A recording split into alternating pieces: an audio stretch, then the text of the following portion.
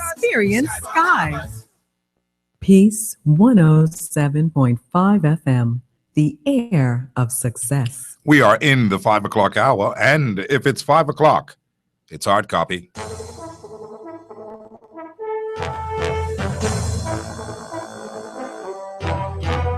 Hard Copy is a presentation of the McKinney Media Group. Copyrights 2016. All rights are reserved. The views, statements, and opinions of guests expressed on this show does not necessarily reflect the views of the host, sponsors, or operators of this radio station. No part of this program may be copied or reproduced in full or in part without the express written consent of the producers, the McKinney Media Group. This is Hard Copy on the McKinney Broadcasting Radio Network. Hard Copy, as you know, seeks to lay out the facts in simple fashion with the inclusion of all Bahamians and Bahamians at heart. The focus every day to move forthright in our manner to build a progressive and developing country. Our desire is for a Bahamas with a competent, skillful, and productive workforce. We want a country that can feed and sustain itself. We want a country with a brilliant, very visionary action plan ready to embrace a future of hope and prosperity. We encourage like-minded Bahamians just like you to participate with intelligent and honest contributions. After all, my friends, we have a country to build. We've got jobs and industry to create. We've got a people to inspire and empower, and generations of born and unborn Bahamians we the people must protect and plan for. And if not you, then who? And if not right now, then when? And so today on Hard Copy, the convergence. It's happening now. Are you on board with this convergence? This is Hard Copy. I love the one roof concept, as in having everything under one roof. And no food store, shop, mart, or tent in the Bahamas has as many things under one roof as Super Value and Quality supermarkets. First Choice Sugar, the 4-pound bag, $1.79. Par Excellence parboiled rice, the 5-pound bag, $2.99. Generic bleach, gallon size, 2 for $5. Peaches, 99 cents per pound. Whole chicken wings, $1.39 per pound, or the 33-pound case for $39.99. Find it all at Super Value and Quality supermarkets. Commonwealth Bank is more than just Bahamians approving Bahamians. It's Bahamians understanding Bahamians. I was starting to get behind on all of my loan payments, and I needed some help. Commonwealth Bank knows bills can catch up to you, and that's why we concentrate on providing an easy and fast approval process for consolidation loans. I was able to consolidate all of my debt into one low, easy payment, getting me back on my feet again. Consolidating made easy and friendly by people that understand. Now, how could it get better than that? Commonwealth Bank, leader in personal banking services. Based on the premise of anything you can do, we can do better in the Bahamas. The Bahamian Brewery is 100% Bahamian owned and operated. Proud Bahamians making good traditional brews in Grand Bahama, then bottling and shipping to the entire 700 islands and our beautiful archipelago. Our thanks to you, Bahamas, for supporting our family of beers and beverages. Sands, Sands Light, High Rock, Strong Back, Bush Crack, Pink Sands, and Triple B. Brewed and bottled here and consumed right here in our Bahamas. Now that's truly Bahamian. The Bahamian Brewery encourages all of its fans to drink in moderation. Mommy, what does comprehensive mean? It's when you include everything, not just some things. Why? I'm reading it on your Facebook page. Your friend Kalina has comprehensive health coverage. Let me see that. Comprehensive health coverage that includes primary and specialist care, hospitalization, surgical services, overseas care, and rehabilitative services. So they didn't leave anything out? They sure didn't. Kalina really is my friend. Talk to Kalina about comprehensive health coverage that won't leave you exposed. Visit Kalina.com or find us on Facebook. I just don't believe it. What's the matter? I went to put money on my fixed deposit at my bank, and they ain't even offering me half a 1% interest. Now, they got to be joking. Why don't you try BOB? BOB gives you higher interest on a range of savings and deposits, including short, medium, and long-term investments. Now, that sounds like my kind of bank. That's why BOB is my bank. Earn higher interest on a range of savings and fixed deposits at BOB, your bank of solutions. Some restrictions apply. In 1962, women got the right to vote. In 1967, one man, one vote. In 1973, we became an independent nation. And now, on June 7th, let's do it again. Vote yes. Let's make history. Equal rights for our sons and daughters. Vote yes. The proceeding was a paid advertisement from the Yes Vote campaign. We believe in the preamble of this nation. We believe in a nation that espouses Christian values. We believe that we as a people must continually raise the standard of spiritual intensity, moral integrity, and physical purity. By marking your vote to no, you are actually raising the standard in our nation. This referendum is a constitutional referendum, which simply means that it is a binding referendum. The government does not have the authority to undo what you will do in this referendum. When you go to the polls on June 7th and you mark your X to no, no government can change that. You have a voice and you are empowered. So exercise that voice. Get out to the polls come June 7th. Mark your X with confidence because the government cannot change it. Don't stay at home. Don't be caught napping. Go out and encourage as many people as you can to do the same and vote no come June 7th. This ad is being sponsored by the Save Our Bahamas Vote No Committee. When I fly with Sky. Sky Bahamas. When I fly with Sky. Sky Bahamas. The plane them spanking clean. The pilots them voice red.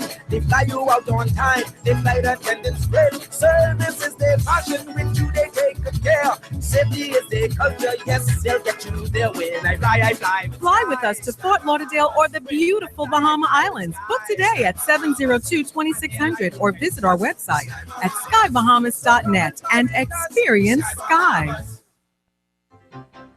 We're slipping further and further. Manage this country better. Y'all can afford to suck your teeth and say who y'all think y'all is. Still stand up for justice. This is the public's business. And what you're doing is the best thing because you'll be being overrun not just now, a little while now. This is a country that we're running. How can we get back on track, Mr. McKinney? Help me, please. I am confused. Anything is possible in this little hair town that we call the Bahamas. Anything is possible.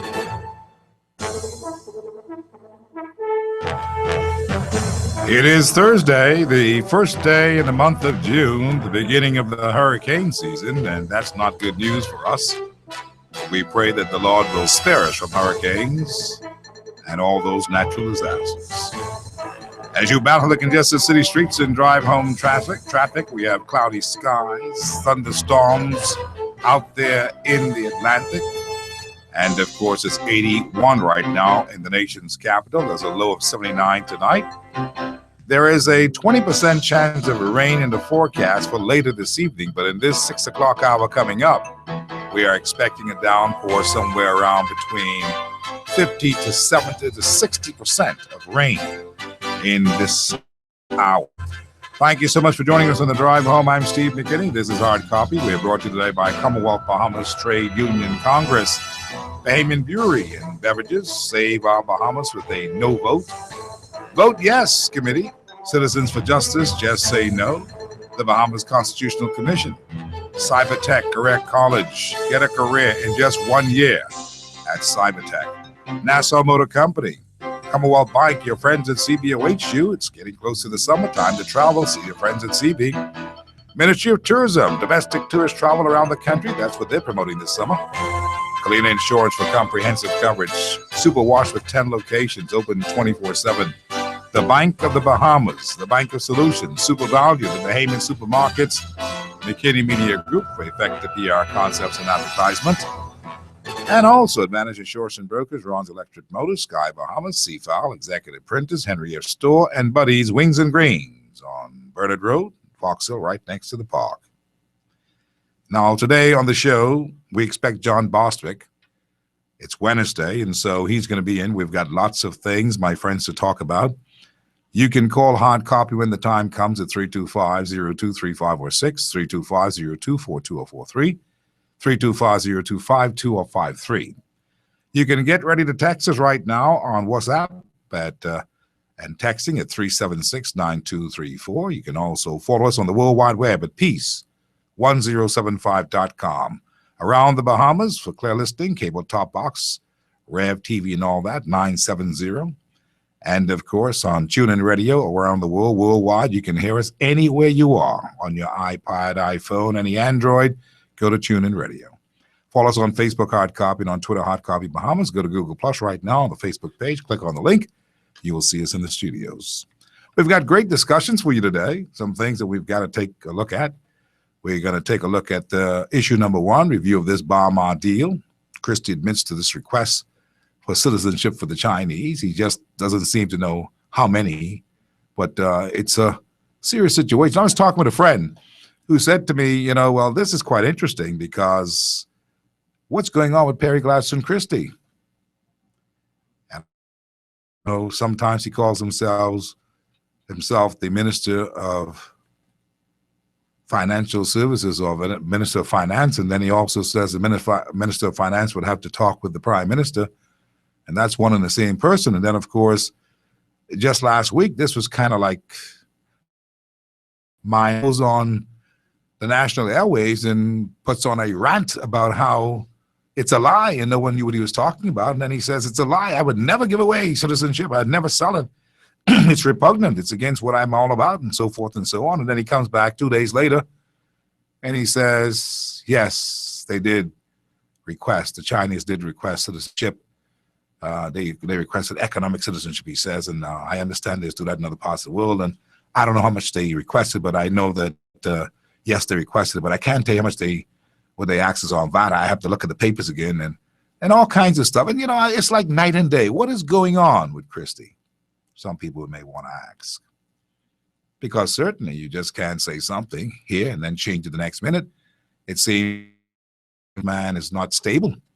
To be honest with you, that's how it seems. Now, I'm not saying he isn't. But to say something so diametrically opposed to the first position in a split second is not really a pretty picture to paint, is it?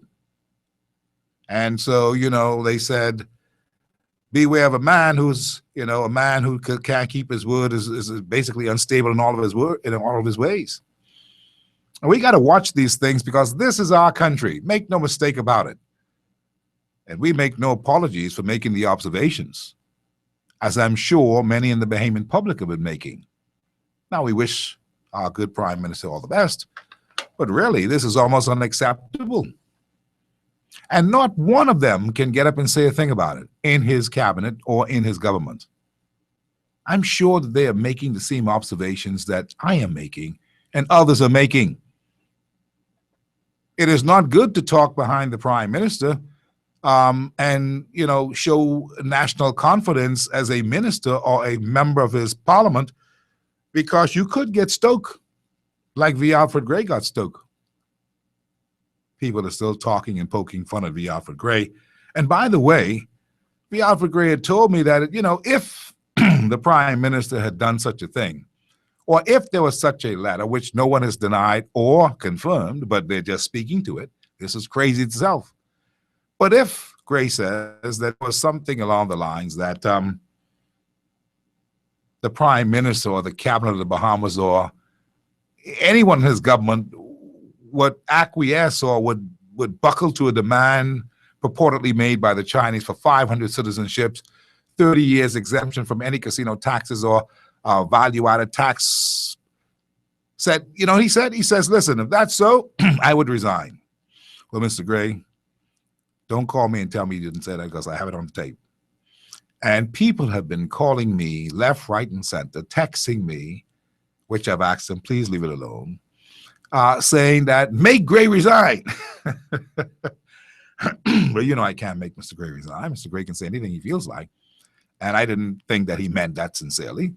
I think he was trying to express himself that that's how much confidence he had in the Prime Minister that no such thing could happen. In fact, Gray was the first one to come and defend the PM live on the show that day. And then the PM followed up 9 o'clock that night with this statement that came from Bahamas Information Services, press release written by Alcott Colby and them that they threw together and sent out to the media is just to vehemently deny that this fella named Steve is talking fool.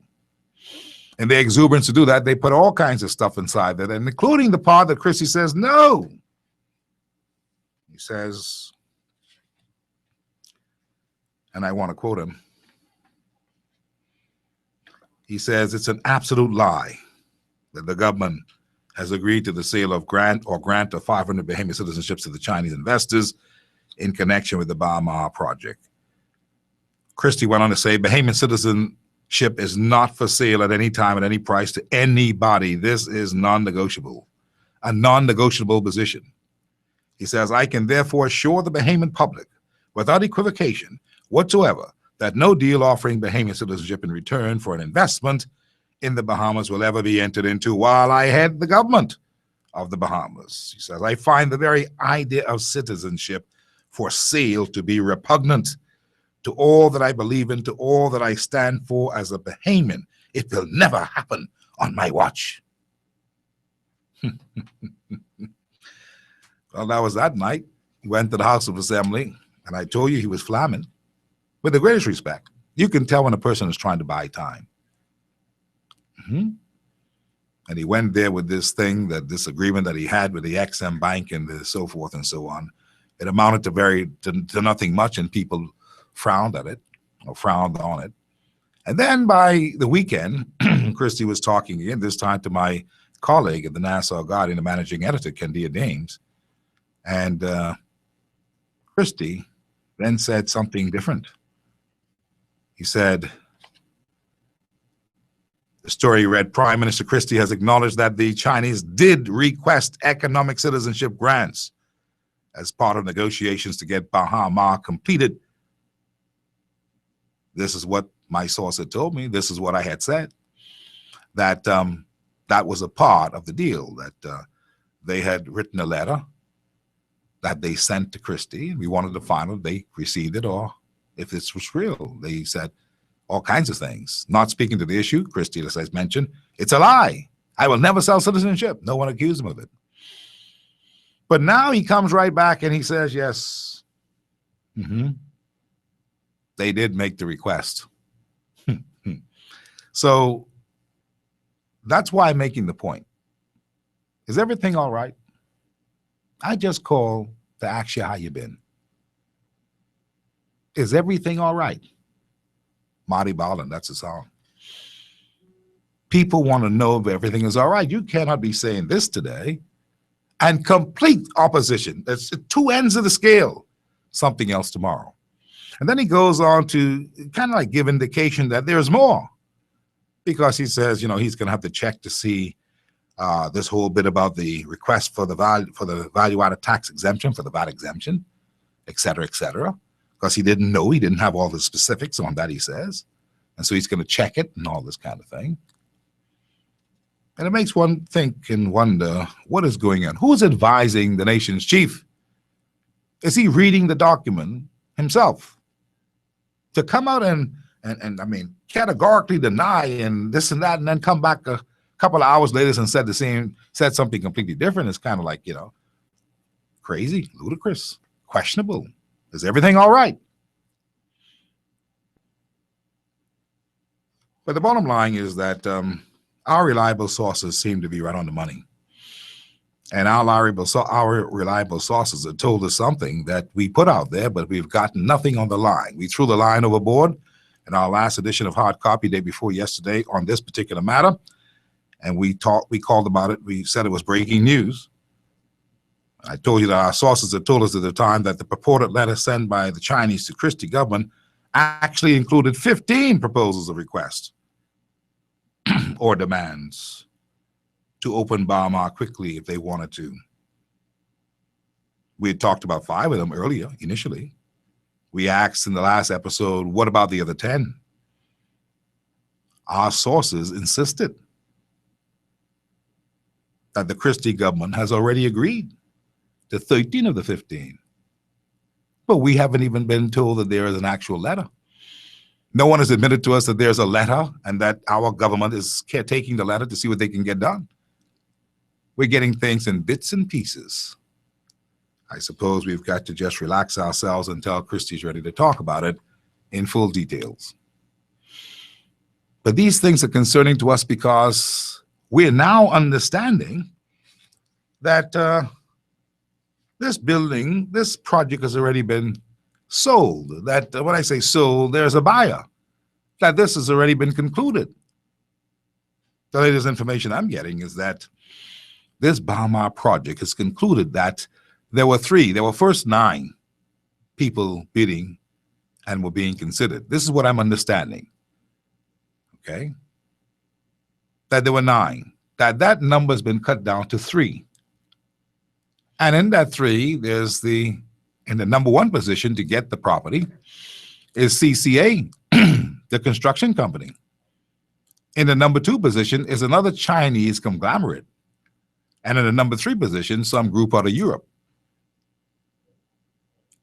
I've been told that for all intents and purposes, that CCA is the new owners of the Baha Ma project, the construction company that everybody seemingly wanted out.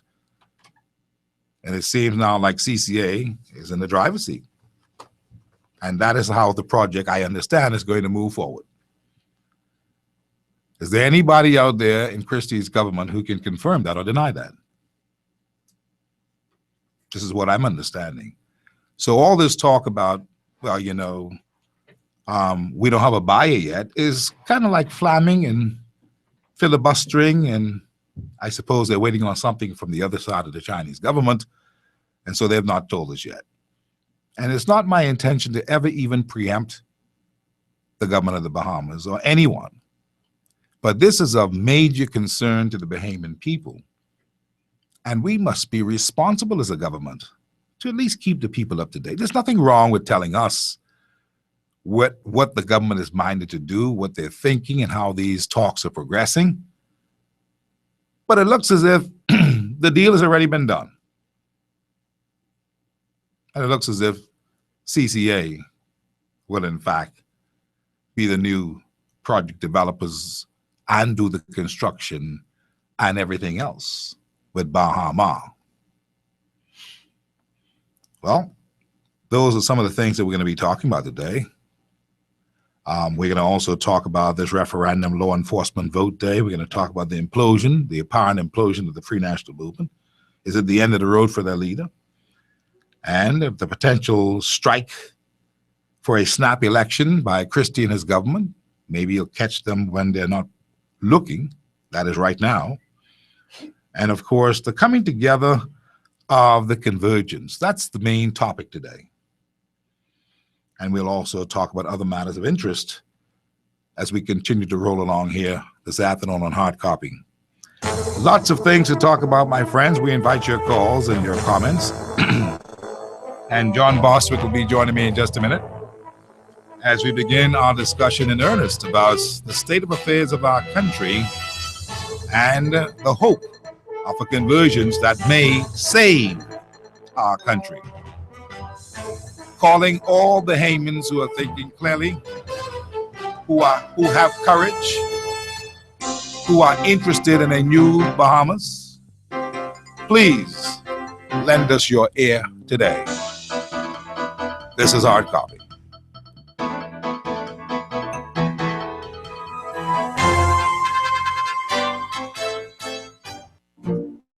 There's a time and season for everything. It is time to keep the workers' agenda. Keep knowledge, economic emancipation for the people. Another truth, he who does not work and own his land becomes a slave in it. It is time for every worker who commits to honest labor to unite and restore, expand and revitalize our commitment to the original vision of our founding fathers. It is time to intensify our preparation, refine our strategy, implement our plans to increase ownership for Bahamians. We are losing ground. Too many of our leaders have lost sight of the promises that delivered majority rule. The Trade Union Congress invites you, every worker, to march in solidarity on June 3rd, 2016. This is the season to keep the workers' agenda. Knowledge, economic emancipation for the people. Stand up, Bahama land. Implement plans for the workers' agenda. Executive Printers. We're professionals. At Executive Printers, we do not participate in trash talk. We concern ourselves with the accuracy and security of your laser check. That is why we put 15 securities on your laser checks. This is not trash. This is fact. It makes fraud almost impossible. Call us today at Executive Printers at 393-5011 or or email us at sales@epbahamas.com.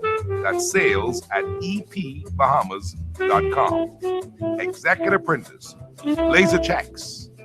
We do them right.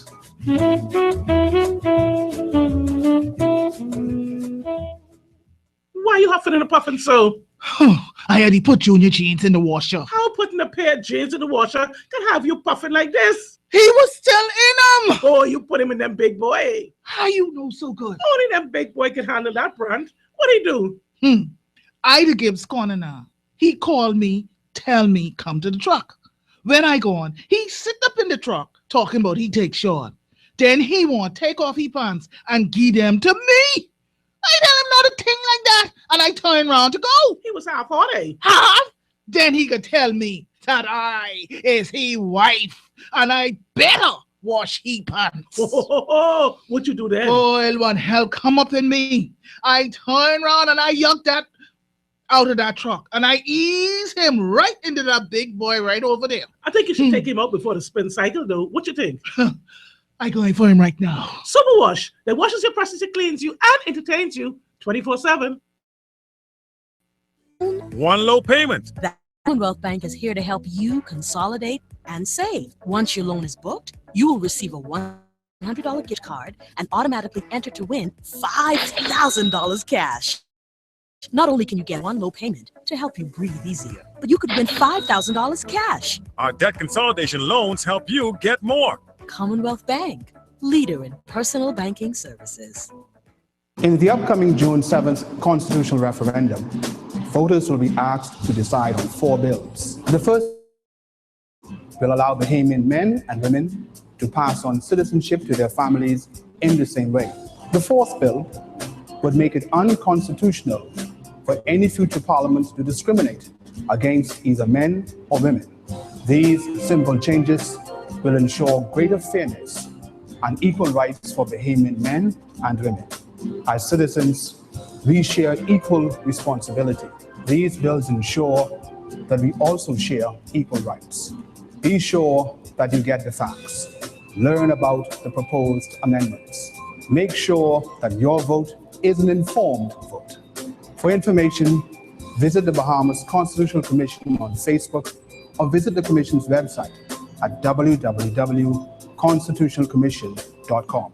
The proceeding was a paid advertisement from the Yes Vote campaign. Hi, this is Paul Moss. I ask you, in fact, I implore you, to go to the polls early on June 7 referendum day and vote no on all 4 bills. These bills are not retroactive. It is not going to assist anybody who's alive today. In fact, these bills are intended for a different agenda. Do not be a part of this conspiracy. Vote no. No, no, no, and hell no. The proceeding was a paid advertisement for the No Vote campaign. What are your travel plans this summer? The Ministry of Tourism invites you to visit one of our many unique family islands and explore the Bahamas like never before. Eleuthera, Exuma, San Salvador, and many more offer exciting vacation packages with affordable airfare, room rates, and exciting things to do. Andros, Bimini, Cat Island are to be considered too. This summer, do something different. Do something bold. Do something uniquely Bahamian. Travel to the family islands and rediscover the Bahamas. For more information, visit myoutisland.com.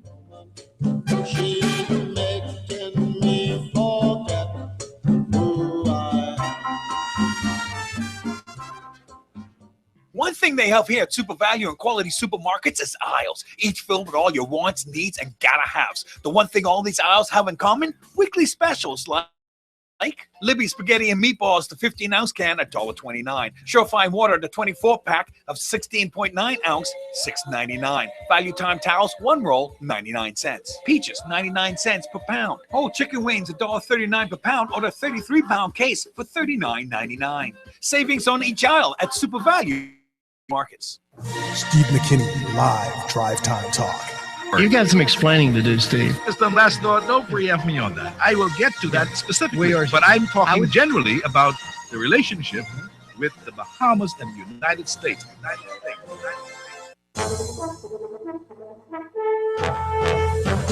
Welcome back. This is Hard Copy on a Wednesday with John Bostwick with me here this evening.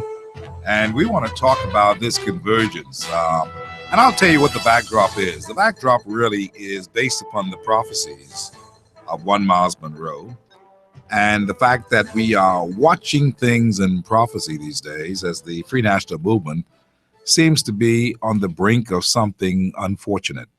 And we don't know how it's going to work out. We certainly hope it works out in the best interest of all parties concerned, especially that of Dr. Hubert Minnis, because this is now for legacy, and this is now so he is not considered to be like a Tommy Turnquest, people are saying, in that he was just holding the spot until England was ready to return.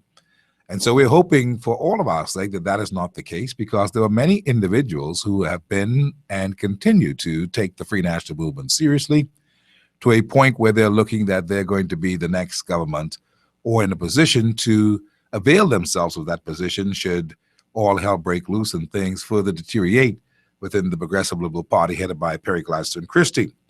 But in all that, we see a group of new people coming to the fore. And they are seemingly coming from all different groupings and different corners of this 700-island archipelago. This is quite interesting because it's almost as if nothing can stop it from happening. It's like the conditions are just so favorable. It's like the perfect storm happening. While the old weapons are seemingly beginning to fall away, new people are rising up and saying, we want to help to build the country. And they're coming together. And so today we're going to talk about that because that's quite interesting. I think there's a big meeting sometime planned either tomorrow or Monday. And once that happens, I suppose, with that first grouping of people, then the whole thing will eventually unfold within record time because time is of the essence. You ask me, and let me be the first to say, you say, well, Steve, what about you? Are you a part of the convergence? You better believe it. You better believe I'm a part of the convergence because I have been on the battle line for so long saying, let's build a country. I'm willing to be a part of anything that's progressive to build a country and mean it with new blood, with a fresh, new, invigorated idea of thought and process. And I'm looking forward to that. And there are some others just like me, and John Bostwick happens to be one of them. There are many others, and I can call some names today. I just was so happy that my friend, I call him Big Bill. Big Bill is very interested. And there's another young man that I spoke with today who heard my promo yesterday talking about what John and I were going to talk about today. And that too was quite interesting because his name is K Mackey. And that's how I'll say it for right now. And of course, he's a young, vibrant, courageous man with the kind of spiritual influence and the kind of spiritual flavor that we are looking for to begin new things in this country. And of course, there are all the others like a Jeff Lloyd and a Graham and so many others, and a Paul Moss and so many others who are, in fact, a movement of people with different mindsets or different attitudes of approach, but the same mindset of let's do something. And I think that's a mighty wonderful thing, since in the past, hardly any of these different groupings were talking with anybody, but there seems to be a natural convergence that's happening now. And I wanted to be the first to tell you about that because I think you should keep your eyes and your ears open for such a thing. John Bostwick, how are you this evening? Steve, I'm very good. Very good. And thankful to God for being here with you. And good evening to the Bahamas.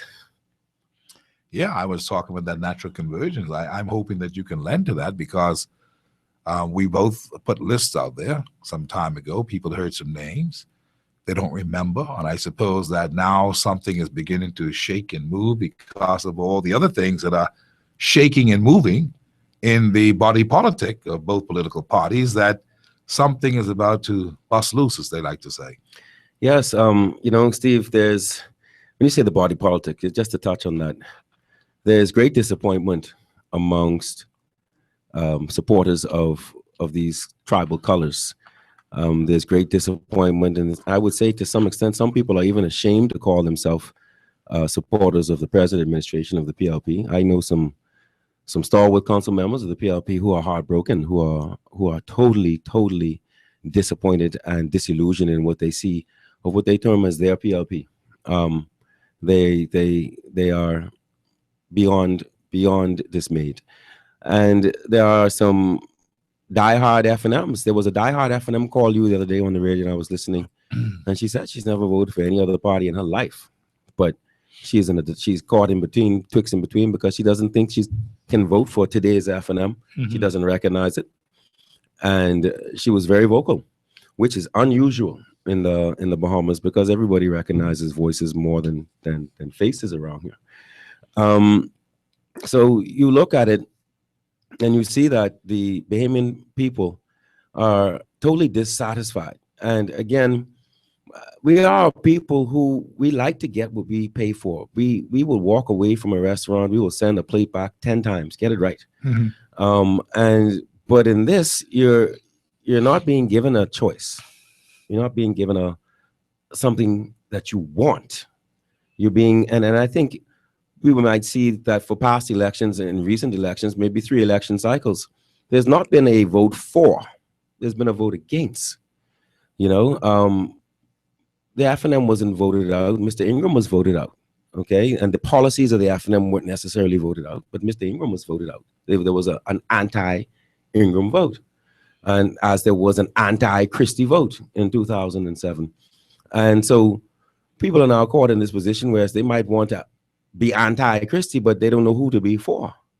And the FNM people would think are in a perfect position to capitalize on what is a total failing of this administration to govern, just period, across the board. This is almost a waste of time to pick. I invite people to pick anyone. I heard V. Alfred talking about pick something that we, pick something you succeed on. Give me one ministry where you can say there's been great and resounding success. Give me one. Okay, let's roll. An honest, young, born, free Bahamian actually said, it's no surprise that the GDP to debt ratio is 76%. 76%. And I would venture to say that it probably is more than that. You know, if you start to add in, and I want to know, does that number include the debt of all of these public corporations that are belly up? These quasi-governmental corporations from Bahamas here that is tens to hundreds of million in debt. The BEC is 400 to 600 million in debt. Zed in debt, Bank of debt. Okay, so do those numbers reflect that, or is it some another clever presentation? But here you have a minister in the Ministry of Finance, a minister in the Office of Prime Minister, the Minister of Financial Investment, saying, surprise. Okay, so I guess he would also add, ain't no surprise we were downgraded, and ain't no surprise. That's horrifying. That is not acceptable. That is in no way acceptable. That is really admitting failure. And there are others who are in there with a young man like Kalis, who I'm sure want to see good things happen and want to do good. But they've been held back because of the fact that they just rarely reach. And they're senior politicians within their grouping that perhaps knows better, is what they're saying. And I don't suppose that has caused any of them to say, well, that they're disillusioned that they're going to break off or run away, with the exceptions of Renwood Wells and Rollins some time ago, Greg Moss. The others have stayed quiet. Well, they have stayed part of the PLP, but you saw, when you think about it, this unprecedented. You see Damian Gomez resign the cabinet. Yep. Ryan Pinder resign the cabinet. They lost a lot. You're not counting that. But that's a big deal. A cabinet minister resigns in a Westminster parliamentary system. For whatever reason, he resigned. But to see a cabinet minister walk away from the executive, to walk away from collective responsibility, to effectively say, I have nothing to do with this. That's some big statements. There's some huge statements. Actions speak louder than words. Yeah, in many jurisdictions, such would still be on the lips of the pontiffs. That would still being explored. And again, in an environment such as that, you have an opposition that's not rubbing salt in it. Rubbing salt every time. Every time they walk in there, I'll say, Damien, Damien is my good friend. But every time, Damien was the real reason we walk away from Christendom. You couldn't stand the stench, eh? You didn't want nothing to do with that, eh? You didn't want to be responsible for that, eh? You were serious when you talked about anti-corruption. Okay, why is that not being bolted at them every time they walk into that place by every speaker? I got to weave that into his speech. So you wonder, what? Come on, man. You know, whether or not I actually like to the point of embracing Leslie Miller, the pod cake. Man, you're supposed to be all over him. You know, and every time with this gender equality being at the center stage, every time you go in there, you can tell Leslie on the way, and boy, you know I can pay you up today. So yeah, take it as you will. But I think, John, a lot of people are totally disillusioned and disenchanted. They don't want anything much to do now with what is going on. They are wanting a clean break. They are looking to individuals like you and many others to bail them out, to find a new way. When they got the news about this grouping that has been trying to dethrone Dr. Hubert Minnis and send a letter on to the Governor General and, on no uncertain terms, say that we don't really want him to lead the opposition's business in the House of Assembly, that put a bad taste in a lot of people's mouths. And they're saying, Steve, what's going to happen? You all have been talking this thing. What's going on? What's going to happen?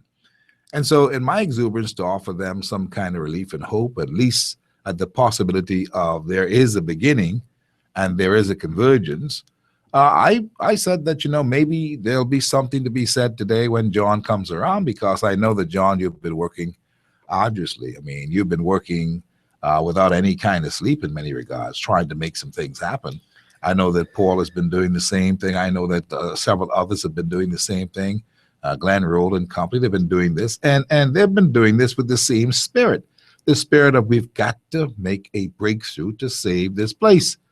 And I'm saying to you, what is there that Bahamians who are tuning today, listening to hear, what is it that they need to hear to encourage them along the lines that there is something happening, that there is a coming together, and that coming together is actually happening now, and they ought to catch the train. They ought to step now and be a part of the new frontier and all that kind of stuff. And I know these are all sayings and themes of once great political organizations and party to ignite, to get moving, to step now, to now make is the time. Now is the all time. All together to make it better in the country for all of hope we, and help. For hope and help and all that. And so this is a collaboration and a kind of a confluence of different mindsets and ideas coming together with one purpose, that we're going to save this country and we're going to start something new. Do you think that's at all possible, all things considered, that these people have been bogged down in this thinking for so many years about two-party system, nothing else can survive, nothing else can grow? Is this something that is being done by a divine power that will baffle people that, oh, you think it couldn't have been done?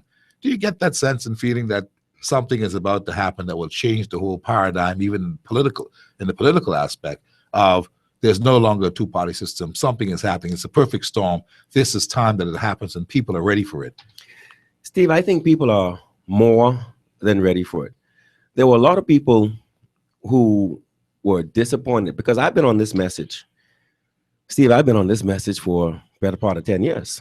And 7 years ago, it led me to write a 20-year national plan, because there was the stark absence of solutions to what had become generational issues, issues were decades in the making. And it appeared to me even then that those persons who had a hand in the problem were continuously offering themselves as the solution to the problem that they had hand in creating. When you talk about, and I'll go on to say, yes, people were disappointed when I offered for the F&M, because people thought that I would have moved to the middle and stayed to the middle. But I was convinced that it was best to build things from within. Steve, Are you still convinced of that? No, time is short. And when I say that time is short, I was saying those years ago that if we don't act within the next 5 to 10 years, this is going to happen. Well, that was 5 to 10 years ago. Okay. So the time is now. The time is now. And we did not act. Okay. We did not act for any lack of knowledge, for any lack of will amongst those of us who knew that things had to change and change then to avoid this time. Steve, you could go back and check tapes of me on shows and talk shows. I mean, there was 5 years of shows on one radio station. There was with Debbie Bartlett and such things. And I said, we predicted the crime rate. We said the murder rate is going to bust 100. All right. We said this when the murder rate was in the 80s. We talked about the unemployment that was coming. We talked about the fact that Bahama was a pipe dream 5 years ago. Okay. And we talked about the fact that Bahama was a gangster deal when it was actually struck 5 years ago. Okay. Talking about the fact that how could you sign a deal where you're the bank, you're the contractor, you provide all the labor and all the materials. You're bound to get jacked in a deal like that. Okay, so we spoke about this a long time ago. And when I say, you hear me, I'm not saying I'm saying we, because there was more than one voice. And as I spoke to these things, as I had the courage to be upfront, there were others advising and providing information. So it wasn't speaking from the air as it is not now speaking from the air. But those who were and are in the shadows all over this town, like I like to say on this radio station, Steve, the born free generation, born free nationalists, they are every age, every color, every sex. And they are in every closed door of this country. There are some in cabinet. There are some everywhere you go. And so you can't keep a secret from the born free generation. It's something like the GNN. Okay? And for hard copy faithfuls, you know who the GNN is, the Ghetto News Network. Okay? So that togetherness has been there. What is now about to happen is that togetherness is going to be revealed. Okay? That cohesion has ever been there. So Robert Karen is my friend. Decades, not 2 years or 2-3 months. Paul Moss is my friend. Okay? This convergence, John Pinder. I grew up under John Pinder's big brother, Larry Pinder. These are my friends. Okay? Steve McKinney has walked through the fire with me. Unquestioned, no way you could get in that. So the convergence happened, you know. But what was going on is that one would prefer not to disrupt. One would prefer to try to talk truth to power. Okay? To try to get those who are in control to see sense, to turn, to go in a different direction, to consider what you may consider to be revolutionary thought, but it's really not. Okay?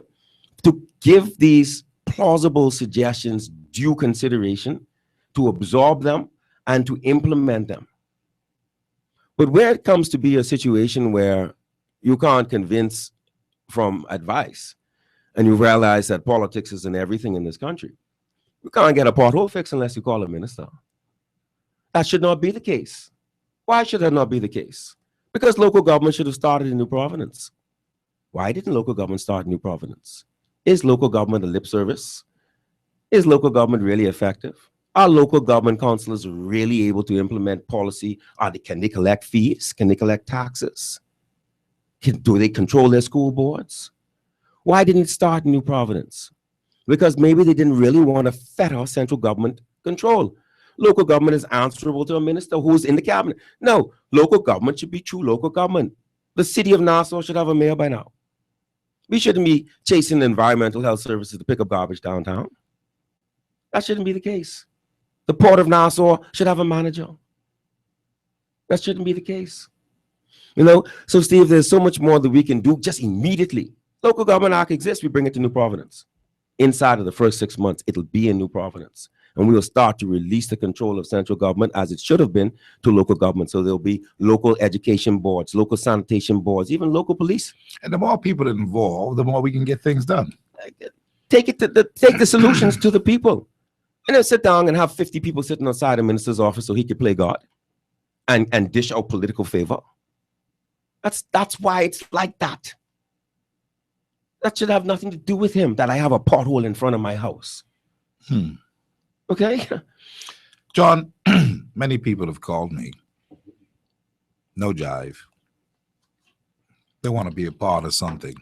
These are people with great reputations, people who have their own businesses, people who are striving, people who care about the country.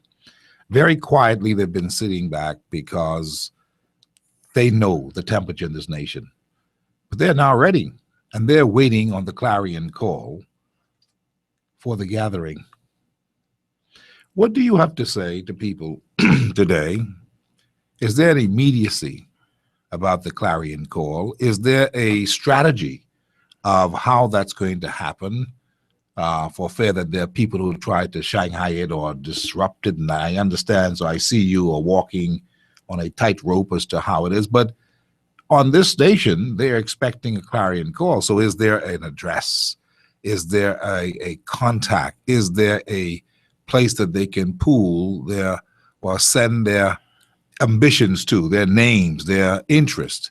That's the question that I've been asked at least 5 times today from people from different walks of life who I've heard about, but I've never met.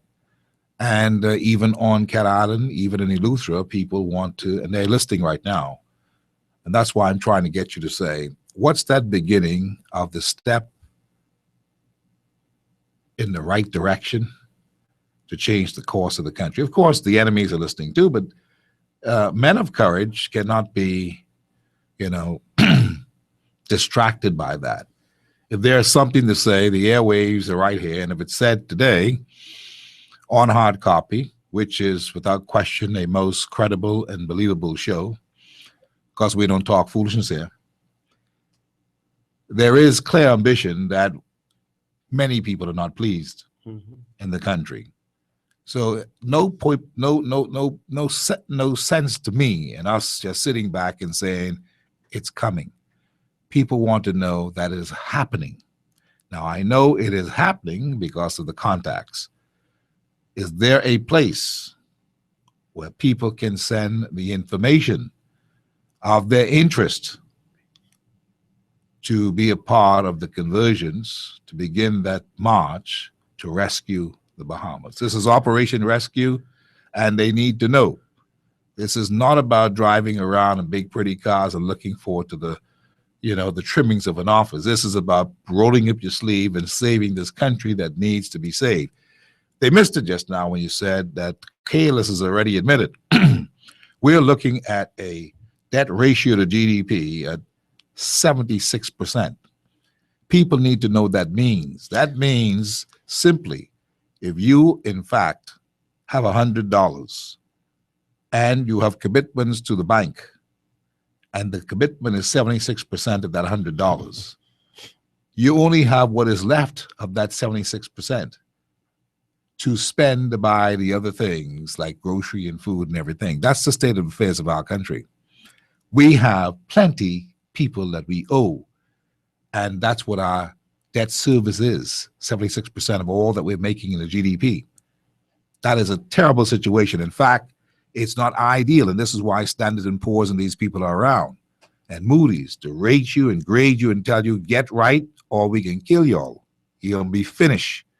Because they are saying now, the kind of way that you all are doing business in the Bahamas, and with Bahama not looking to open anytime soon, you all gonna lose your rating, and people ain't gonna come here to do nothing with y'all because y'all ain't a good place to invest. This is a dead investment.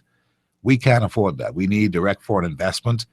We need it to be where people understand that we are a country that's striving and growing, and things are gonna happen. And that's not our case.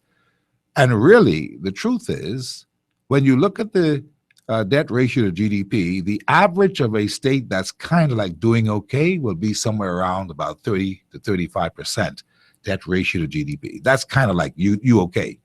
But when you get past 40 and 50, the banks will look at you and say, buddy, you really can't borrow no money.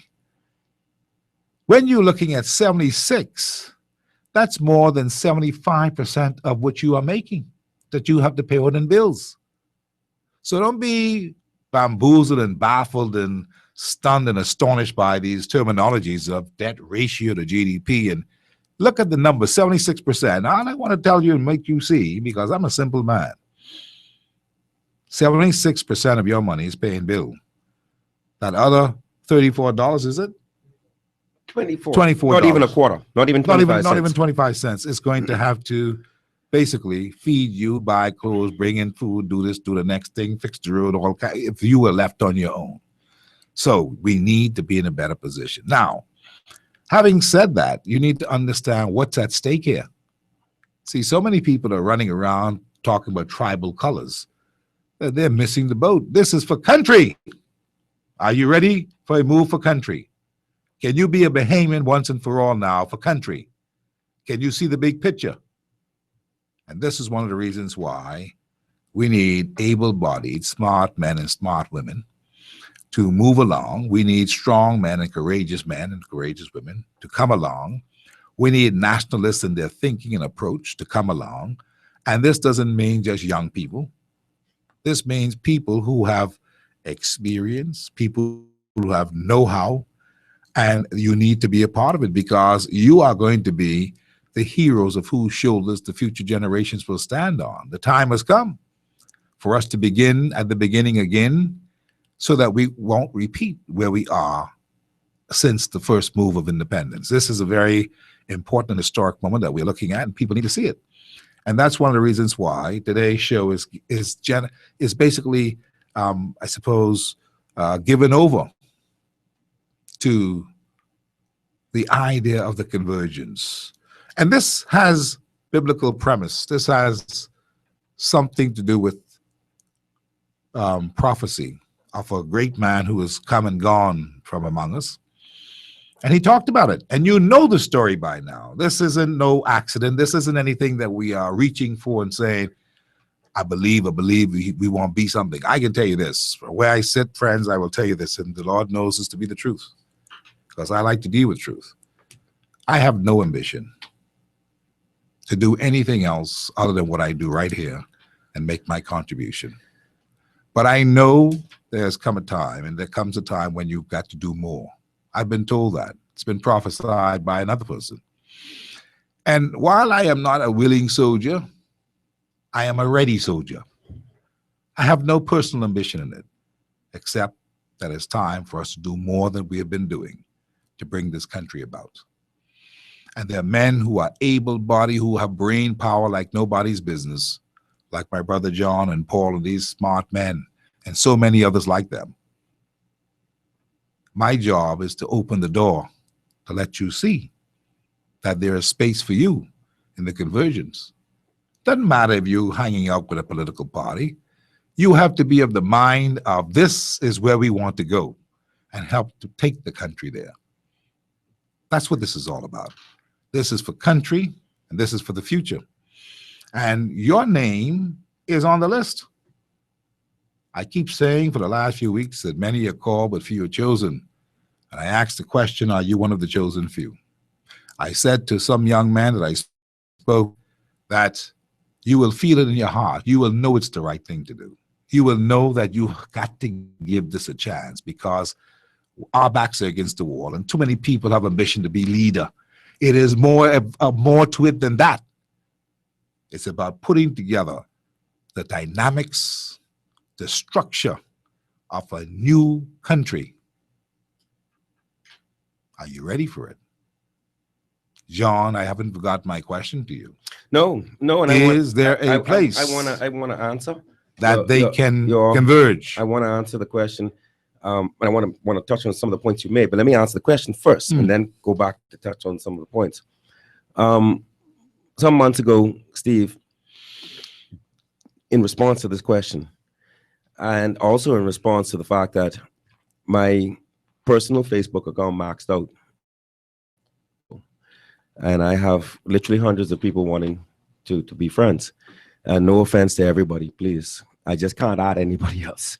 I created a public page. In fact, somebody did it for me, called Born Free Nationalist.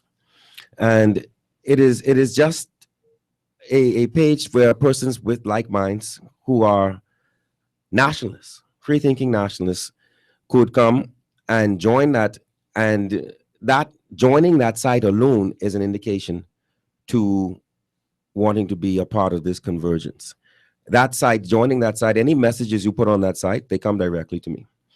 And I invite anybody listening, again, born free nationalists, to go to the site, to send me a message and say, I just want to be a part of the convergence.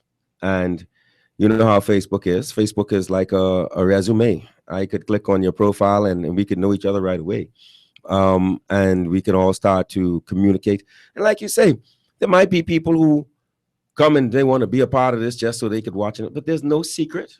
There's no secret to what the purpose is. We speak about it to the world and to the nation every Wednesday, and we speak about it everywhere we go.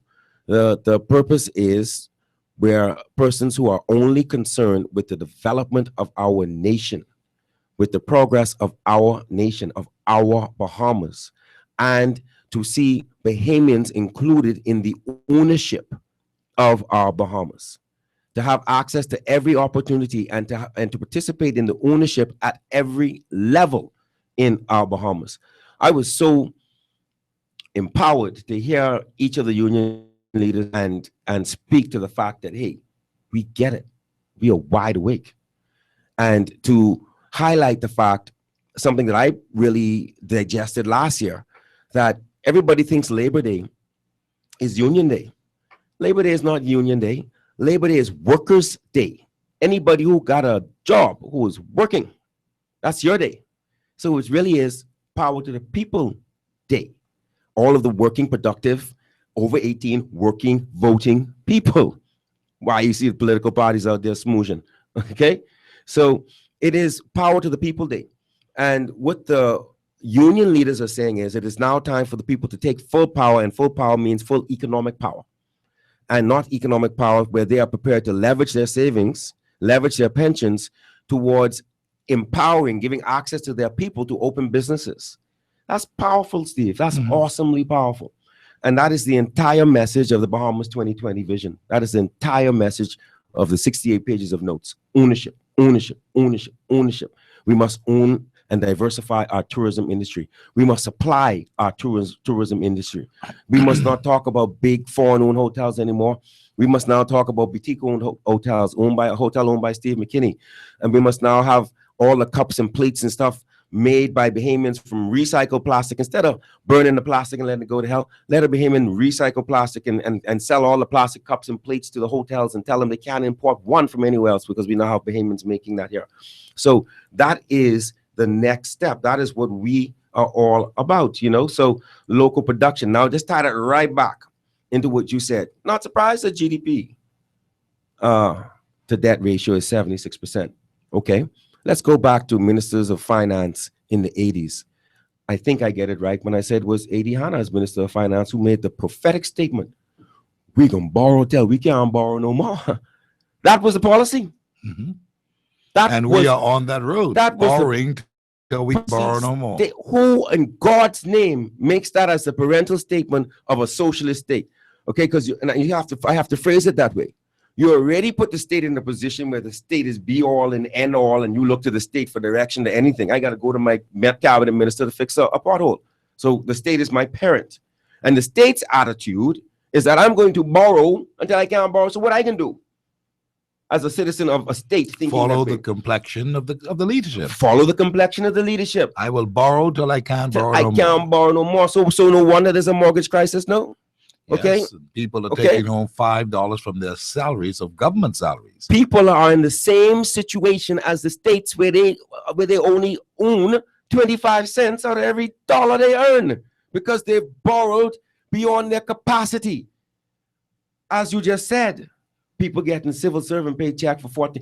There was a judge who refused to sign a civil servant paycheck because the check was more than what it was going to be cashed for. She said, my God, this check, to cash this check costs $2. And the check value was less than $2. So she refused. Okay. So we have that. And which state as the employer would allow its employees to get in a situation like that, where they're doing salary reduction after salary? At some point, wouldn't you say, hey, Steve, you as an employer, you as a father would say, hey, hold on, that don't make no sense. Yeah. What are you going to take home for your wife and children? How you can eat? How you can How pay you your be- medical bills? How you going to do these things? Next thing you know, you can start thieving from me. Yeah. Or taking tip. Taking Okay? home the government coffee and the toilet paper. Or waiting for tip. You say because you ain't have to buy them, you could get them. You have access to them, so you carry them home. So there's all kind of things happening. Okay, so a complete breakdown. Everything cascades into the other. And cascades into another. So now, if we had a policy where we were encouraging Bahamians to ownership, like I suggested there, we wouldn't be talking about, and we didn't have a policy where we had ministers of finance saying we can borrow till we can't borrow no more. I got into debate with, I think it was Javago Lang, and Javago, correct me if it wasn't you, where the defense on this topic was, well, we never had a balanced budget. Why are you all over me? I said, my brother, I expect you to do better. CC Penn and them Okay. back in the day used to be walking around with signs around Wolf Road to say, Balance the budget. balance the budget. On the corner of Arm Bailey. Balance the budget. He's dead and gone now. All right, but he was a expert mathematician. Yeah. And he figured out that it could be done, even then. So you say, well, why don't you do it? All right. It was not in the government's best interest to balance the budget.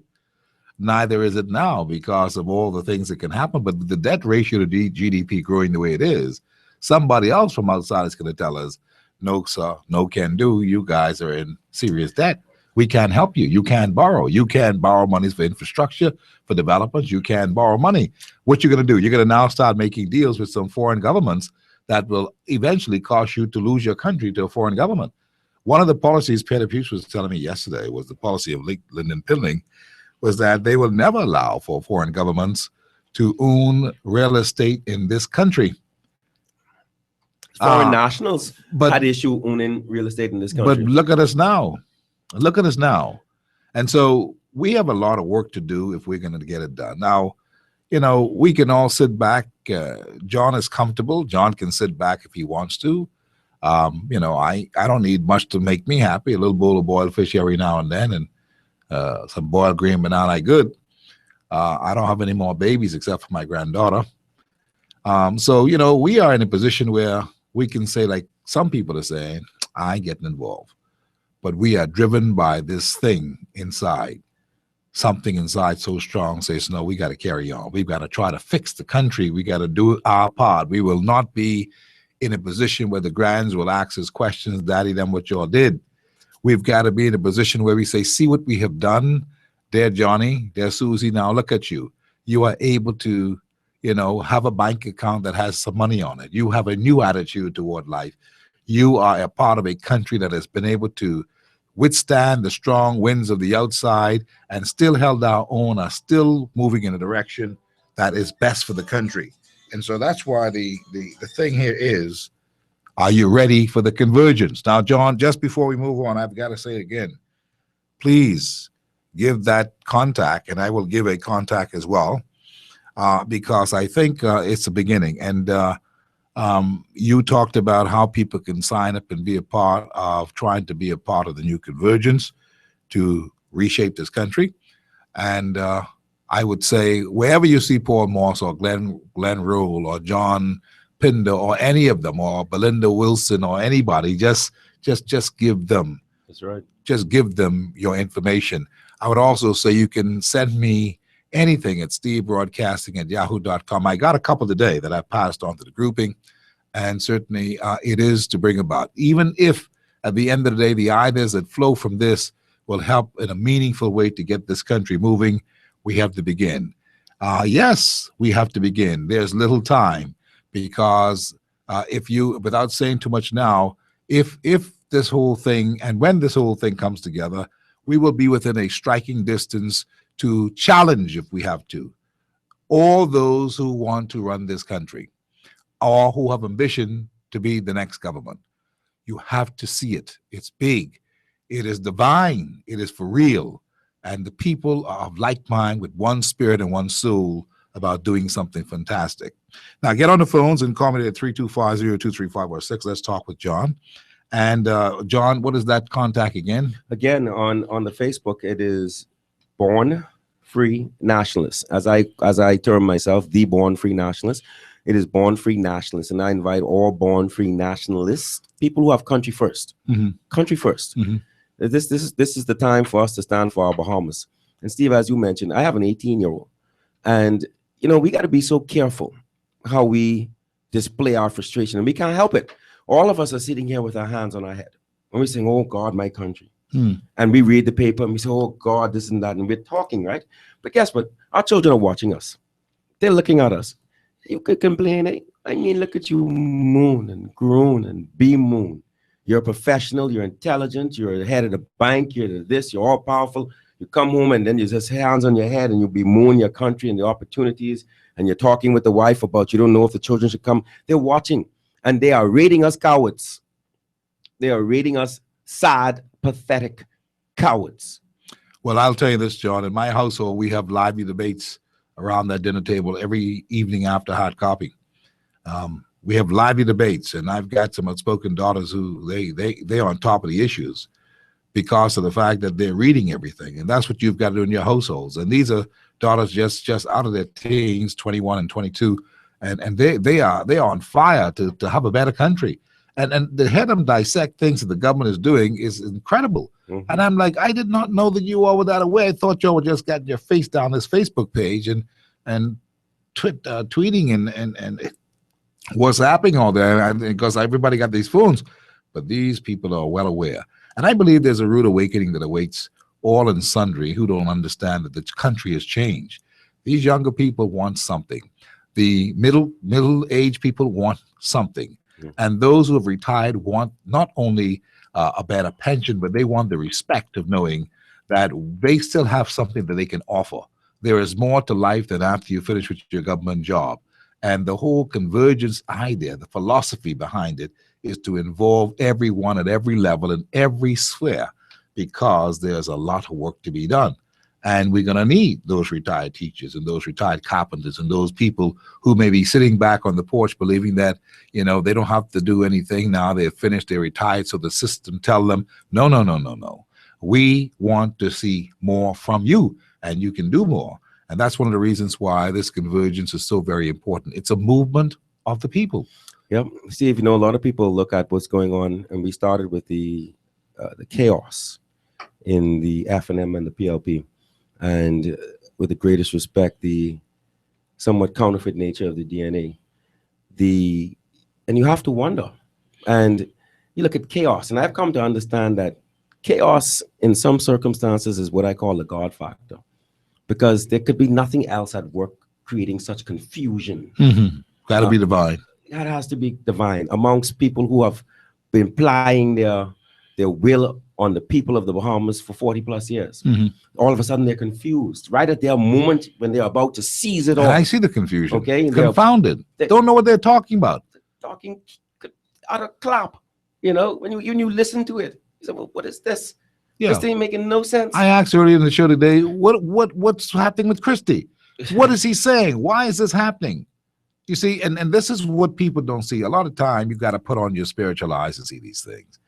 These things in the natural, you'll never be able to decipher them because you're looking at the man in his former glory. But when you see what a person is doing, and it makes no sense, and then there's this honesty setting in the midst of that, you've got to be very careful, because anything can happen at any time. And that's one of the reasons why I know the convergence is happening right on time. And I believe in God's own time, these things will come together. But here's what you can do: stevebroadcasting@yahoo.com. I know that there are many of you out there who want to be a part of it, and please send it to me, stevebroadcasting@yahoo.com. And these notes will be compared with that of Paul Moss's and the others, and John and everybody else, because this is how it's going to be put together. And have no fear. This is your country. You have a right of assembly. You have a right to associate with whomever. This is your moment of truth, because this is now the time for a beginning of people wanting to make sure this country goes in a better direction, in a right direction, by the people, from what the people want. And it's about what the people are saying. If the people are saying, "We're not into it," so be it. But you would have missed an opportunity to the point where don't complain. Don't complain. The offer is now on the table. Do not complain if your lot is about nothing's happening and old poor me. We have a clarion call being made today for you to do something about it. If you're a woman, man, boy, or girl, and you see a role of a new beginning for this country, send the text messages, go to the Facebook page of what John told you about just now. Contact Paul Moss. He's a giant of a man. A giant of a man. Paul has done so much work in this country, it's mind-boggling. I mean, gratis, for free. People who need the help, trying to build a country. Pastor Glenn Rowe, it's another. Big John Pinder. These are people who are there, begin the process. I think even Obie Ferguson, who's in Union, the National, the Commonwealth Bahamas Trade Union Congress. There are people there looking to begin at the beginning to give us a fresh start. Now, this is our call. It's really our generation time too. But, I don't want to get into all that. I just want you to know to get the process going. It's serious stuff. It's moving. You can't say Steve didn't tell you. I have told you. You have been told. Now get moving. Because if you don't, we will have more of these kinds of things that we're going to talk about next coming our way, that we're going to have to choose this day who we will serve. More things like referendum will be coming for all kinds of crazy, weirdo things that you don't want to be a part of. All kinds of other things will be coming that some will be calling progressive, others will be very suspicious about. But what say you, those of the generation that are supposed to be doing the move of the new Bahamas? As was the prophecy of one Miles Monroe, something new is happening.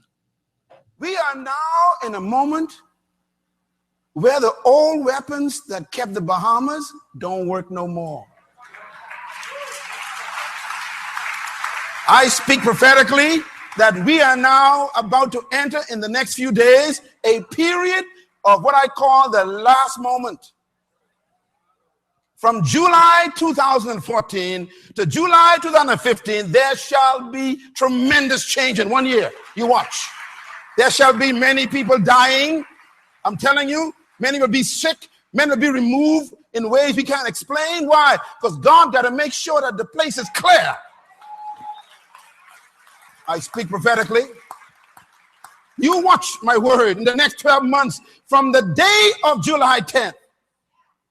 2:14, there shall be magnificent changes which no one can control. And there shall emerge in the next 12 months leaders you never saw before. There shall be young women and men emerging whose ideas will blow your mind, and they cannot wear the old armor anymore. They shall walk with a new mentality. They shall have a spirit upon them that shall be the Spirit of God, and they shall take us into the next Bahamas.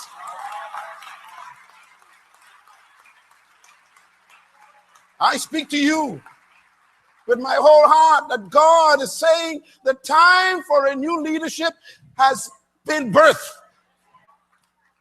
It has arrived. It has arrived. Are you one of those who are supposed to be a part of the new leadership? Steve, I didn't know you were going to play that today. And nor did I. It just was. And when I looked up at the board, my producer had it. He had it there. Very strange. Because in coming today, I always pray in prayerful meditation before I put myself in front of the world. And I just wrote one note at the top of my little book I carry with me, Dr. Miles Monroe. And I have been listening for maybe 2 or 3 years to various young lions come and talk about Dr. Miles Monroe and what he would have said to them and what they would have gathered from him, from the Speaker of the House to Rembert Wells, Zhivago. There are a few. He's been an inspiration. He's been a great inspiration. And he had a way of putting hand on people. And when I say putting hand on, to the point of almost like a brand, like a sear. So you're left with something burnt into you. And I am not one that can say I went to his church. I didn't. And I am not one that can say I spent hours and hours in his company, because I didn't. And the truth is that I came to know him through really about 4 conversations, each of which was over 2 hours long, after he had gone on a radio show and stated that he felt that I could lead the country, that I had the character traits and the plan to do so. Within 7 days, within 10 days of him making those comments, I found myself in a cell. First time I had ever been in a cell in my life at 44 years old. No, at that time, 43 years old. And on coming out of the cell and returning to, starting to come back to life, I fell silent for a moment, and you said to me, John, don't be silent. And I was still silent. And I don't think I ever told you why I came and broke my silence. A part of it, but Steve, was very much because of your encouragement. A great part of it. But really it was due to a conversation with Dr. Miles Monroe, a conversation that he had in the presence of a witness. And I couldn't understand why there needed to be a witness. But I think he knew he wasn't going to be here much longer. I really think he knew that. And the witness was who I call Sir Richard Demerit, somebody who I don't understand with all the knighthoods being sprinkled out by this administration. He didn't get one sprinkled on him. But in the presence of just Miles Monroe and Richard Demerit and I. And during that conversation, he told me quite a few things and advised me on quite a few things. A common theme with him is go to your grave empty. Do not be silent. He also told me that he continued to believe and have hope in what I had to offer, and don't allow anything to make me be silent as I speak on behalf of the betterment of the Bahamian people. That I had instilled hope in him, and that because of that, that I and others, you included, no longer belong to ourselves. We belong to the Bahamas and to the people of the Bahamas. That we are now property of the Bahamian people, and that we were to consider ourselves dead, was his words. Consider yourself dead, because you no longer live unto yourself, you live unto the hope of the Bahamian people, and do not let them down by pulling back now. So I came back to your station and I sat with you and I spoke truth to power. I continue to do that. And I continue to do that as I am now prepared to answer that call, a call given to me by Dr. Miles Monroe. I am now prepared to issue that call to others who he might have spoken to. I know he spoke to many. But apart from those who he did not speak directly to, others who I am now speaking to, whose spirits and souls are now stirring, whose national passion is now stirring, who are listening and saying, if this young fella could keep coming through all of this, and I am only fearing a blow, man, I gotta be joking. Yes, you are joking. This is time to stand up for our country. Our country is in peril. All that we know of as our Bahamas is in very real peril due to our apathy, due to our cowardice, and due to our failure to act when it is our time to act. When Perry Christie was a young man at 30-something years old, he acted. Hubert Ingham, he acted. Lyndon Billen, he acted. They acted when it was their time to act. I suggest that that scene is over. It is now time for us to act. We must act. There's not really an option. We have everything to lose and everything to gain. So really, there's no decision. We must move forward. So I ask persons to hear a clarion call. Look, get up and serve your country. Stop being selfish. Stop being entertained by these discussions. People used to go to watch people hang at one time. That was entertainment. Stop being entertained by the demise of your country. Get up, lend a hand, pick up a bucket, start bailing water. You may not have to steer the ship. Be taking on water. Lend your help, lend your service, lend your intellect lend the strength of your back. Stand up. It is beyond time. No question. And we are all in this together, friends. And we got to work it out. It's our call.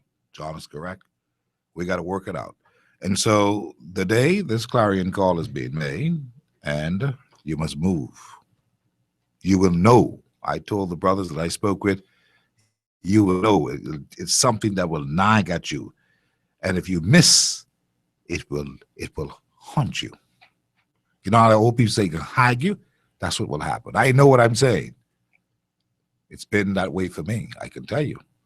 Because everything that happens that you care about and you see it every day, you become more and more disgusted. And so, Big Bill, I spoke with you today. I'm pleased to tell you, message received, message passed. K. Mackey, I spoke with you today. I passed on your message. It's a serious and sober thing. And there are many in the past. Brother K. Smith, a great chess player. You know when to move the bishop and the queen. Mm-hmm. Know when to move for your country. 325-0235 or 6, 325-0242 or 43, 325-0252 or 53 is how you can call me. I'm going to take these calls as we continue on Hard Copy Live with John Bostwick. How are you? Good afternoon. Yes, sir. Hello? Yes, how are you? Mark Diamond here. Can you hear him? Yeah, I can hear him. How you doing, Monkey Darman? Mr. McKinney, I called on a serious note today. No jokes? No jokes today, Mr. McKinney. Okay, I'm listening. I went in today on a fast for about 3 hours, Mm-hmm. and I want to call today, or I'm calling today, to bail water. Not to be a captain, but simply to bail water. Good man. This country really needs men with courage. I born in 1967, and I feel the court. It is time to move. Like every other Bahamian. And I call on every Bahamian today who love their country. We need all hands on deck, if only to bail water. I thank you, gentlemen, today. Thank you very much. You know what to do. Monkey Tamron, we wait to you. Thank you kindly. Hard Copy, how are you?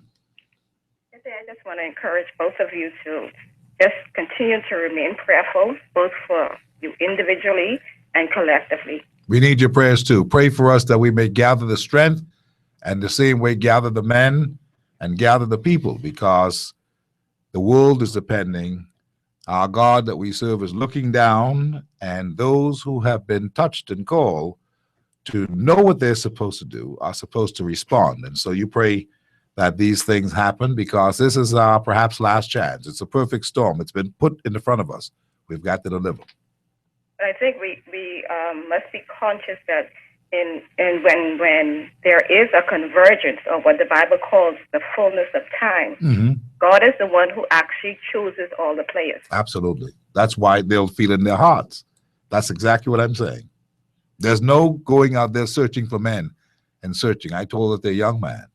There's no search for you to say, come and follow me. No. There is a calling that's in you that you will find yourself converging. You're absolutely right. Yes, I just want to say, just continue to clothe yourselves in prayer, and the old weapons of the fleshly, like Pastor Mal said, will not work. It will only be the whole armor of God. Because if you don't move forward in the whole armor of God, you could be open to an attack by the enemy. Absolutely.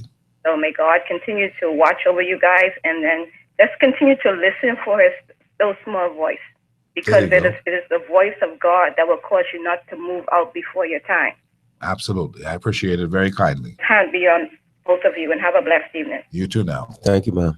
And she said it better than I said it, because it is that little nipping in your soul, in your spirit, that says, I'm supposed to be a part of this. I'm supposed to be.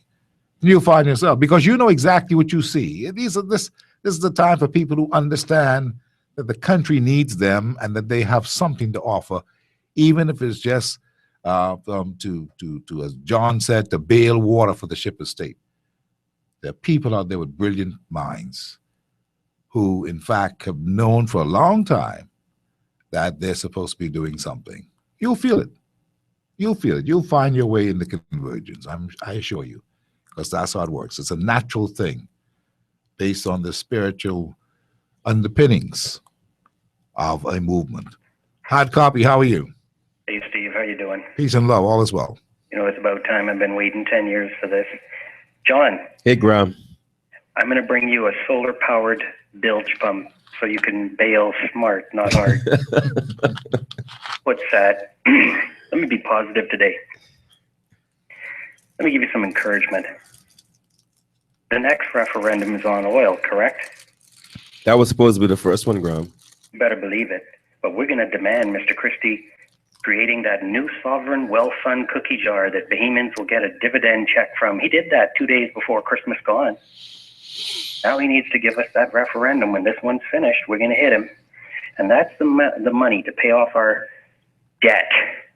So I don't fear S&P. The Bible tells me don't fear them. They owe a $1.5 billion fine, and they've never valued me properly to downgrade me. They didn't count every fish, did they, Steve? Nope. Did they count every grain of sand? Never. How can I tell you and John you're worthless and I've not valued you and done an appraisal? You may have life or keep property. So you need to have somebody who's leading us, who understands how to talk back to these people. And Miles told you that person would come, new people you've never seen. I hope I'm on your list. Listen, of course. There's a way that the government's going to plan to get around this. They're going to increase the tax. But that's not the way to do it. If you're unable to pay off our debt, balance the budget, have no tax for a Bahamian, and 10% global corporate tax for anyone who wants to bring their business here, and full employment within 6 months before S&P tries to downgrade us, then you need to get out of the way if you can't do it. See that $200 a week paycheck that I take home? $152 of that don't belong to me now. I only keep $48 based on your 76%. Mm-hmm. And that's how you bring it home. Watch this. We had Stafford and Pop Simonet and all these people come with tourism and banking. That was great. We could build on those two pillars. What's the next two pillars for the next 50 years? You see, we don't have people who are thinking like that. Energy security. Put my name down for energy security. No Bahamian should ever pay for a light bill ever again. Solar should be given to us from Canada and Germany because they don't have sun in the winter. And the energy we produce here by not running those generators, they get the carbon credit back home. Steve, you could have a brand new electric BMW Jeep, you know. Yes, sir. You put one of them right outside your house and charge it from those solar panels. The credit from the emissions that don't come out of your Jeep because you charged it from the sun, which Germany doesn't have in the winter, they get back home. And so there are people here who can think. I played chess from 12 years old. Watch the numbers, guys. Damien, Ryan, Rollins, Greg, Wells. That's 5 in the PLP. Now we got the dissident 5 in the FNM. You see, you have to. I love numbers. I like looking at numbers. And I play chess. I love to strategize. So don't keep your hand just yet. Bring the crew together, John. It's beautiful, the strategy. And you know, this country is the easiest to fix, gentlemen. I'll leave you with this. On a positive note, this is the easiest place to fix. We have very few people and resources gone to bed. People don't even know the resources we have here. So I want to encourage you, and we need to have the leaders. They need to leave. We need to fix our failed state before it goes rogue. And I tell you it's a failed state because neither you can tell me what government office ministry is working at 50% today. Y'all have a good one. Thanks for your call. All right. Graham, thanks for the call. And like, Graham is another one. Like I always tell people, like, that's not a new conversation. Graham and I have been sharing ideas and plotting and hatching for years. So it's, when you talk about convergence and ideas, Graham got ideas, files and files full of ideas and positive ideas. He talked about energy, but Graham got environmental-based ideas that are insane. So, Steve, and then to hear him saying, of course we can balance the budget. Of course. And in fact, of course, these S&P reports are wrong because they don't really calculate. But see, we always treat it like if you don't know, you don't know. If you don't know, you have $15 billion worth of aragonite. So I'm going to tell you. If you don't know, you have a sustainable Caribbean pine industry where you could harvest pine sustainably and cut in cycles. We ain't going to tell you. If we don't know, you could export water. We ain't going to tell. If you don't know all of these different things, and so none of these things are being given to our credit. But it's like you say, the mines are there. Graham is so right. 2 pillars. How could you? Who builds a house on 2 cornerstones? Who does that?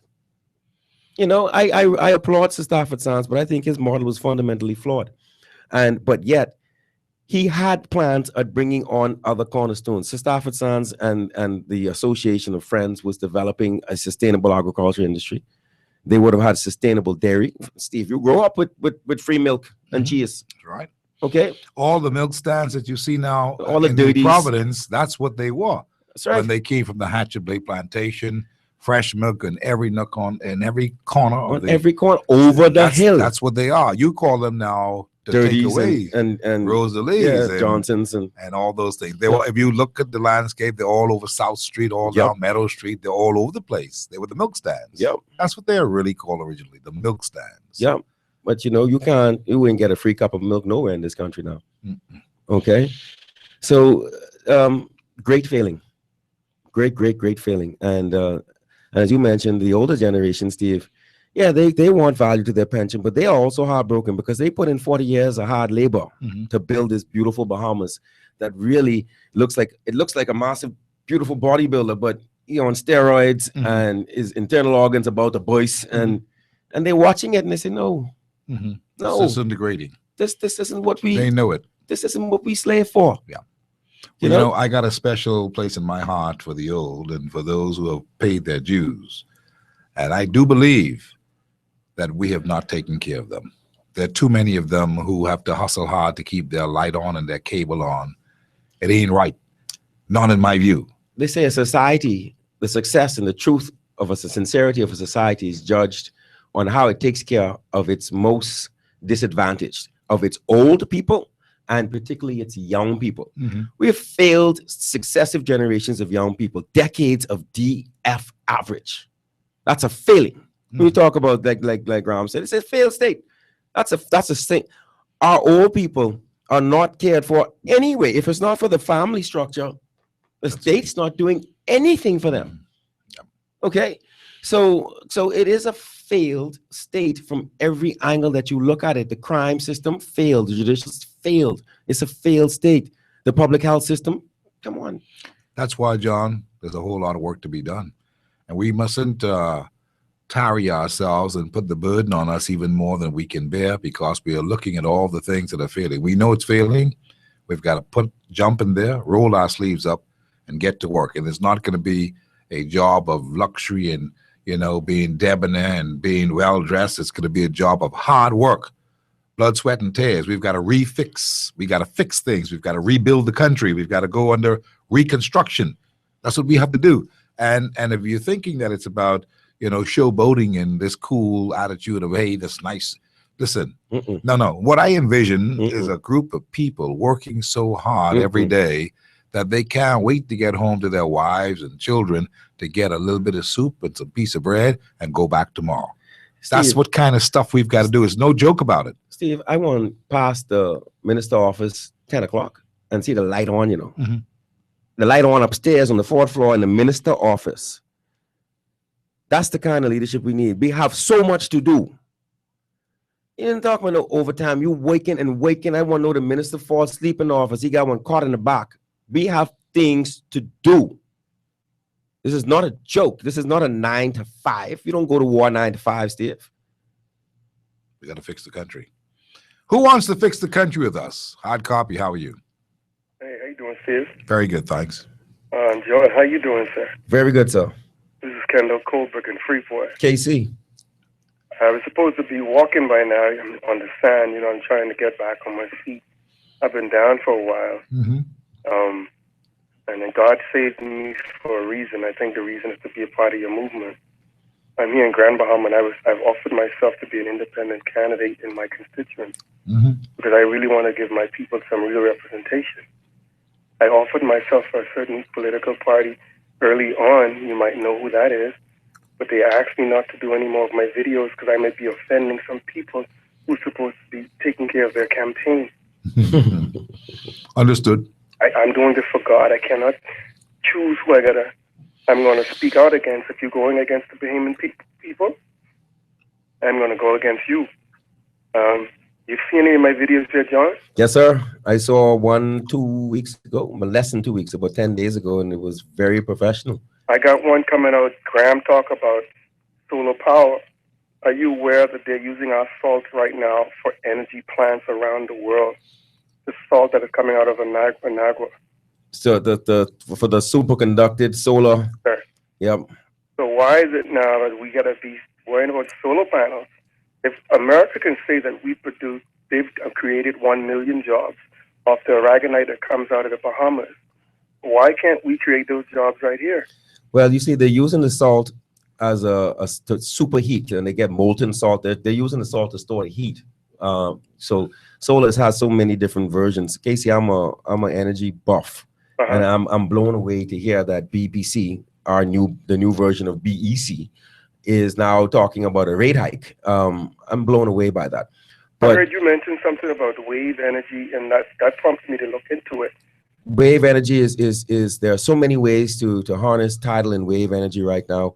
The British have just now opened the world's largest offshore wind farm, and we've got parts of the Bahamas, especially in the southeastern Bahamas, that have constant trade winds, nonstop, all year round.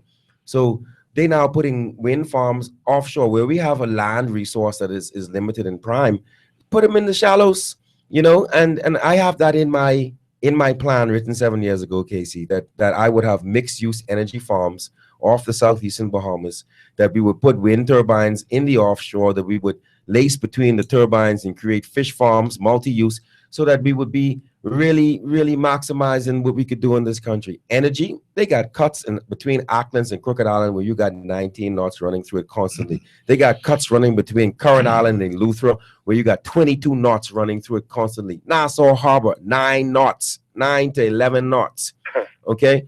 So when you talk about wave turbines, and they also have turbines that look like undersea windmills, there's so many things that we could do. We could actually funnel the current in the harbor into a dam, into a reservoir, and build a dam.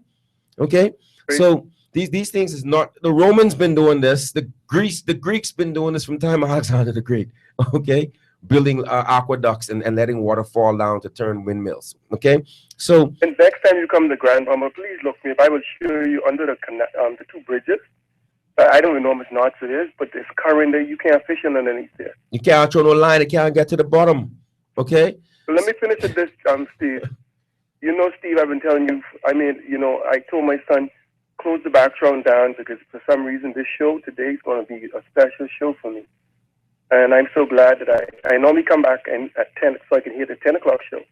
But I wanted to be a part of this, Steve, and I want you to count me in because they gave me 1 day to live, Steve, and I'm still here. I'm here for a reason. Of course you are. There's a lot of work to be done, and you're a part of that work. With my people.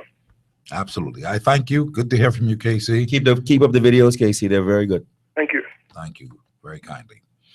Hard copy. Yes, good evening. This is Dr. Kevin C. King. My friend, Dr. Kevin C. King. If you need me, call me. I'm available to my country. You know that. I love the Bahamas with everything that I am. I live for the Bahamas other than for God and family and nothing else. Whatever I can do to elevate my people, to motivate them, to restore their health, and to give them a sense of purpose, I am available.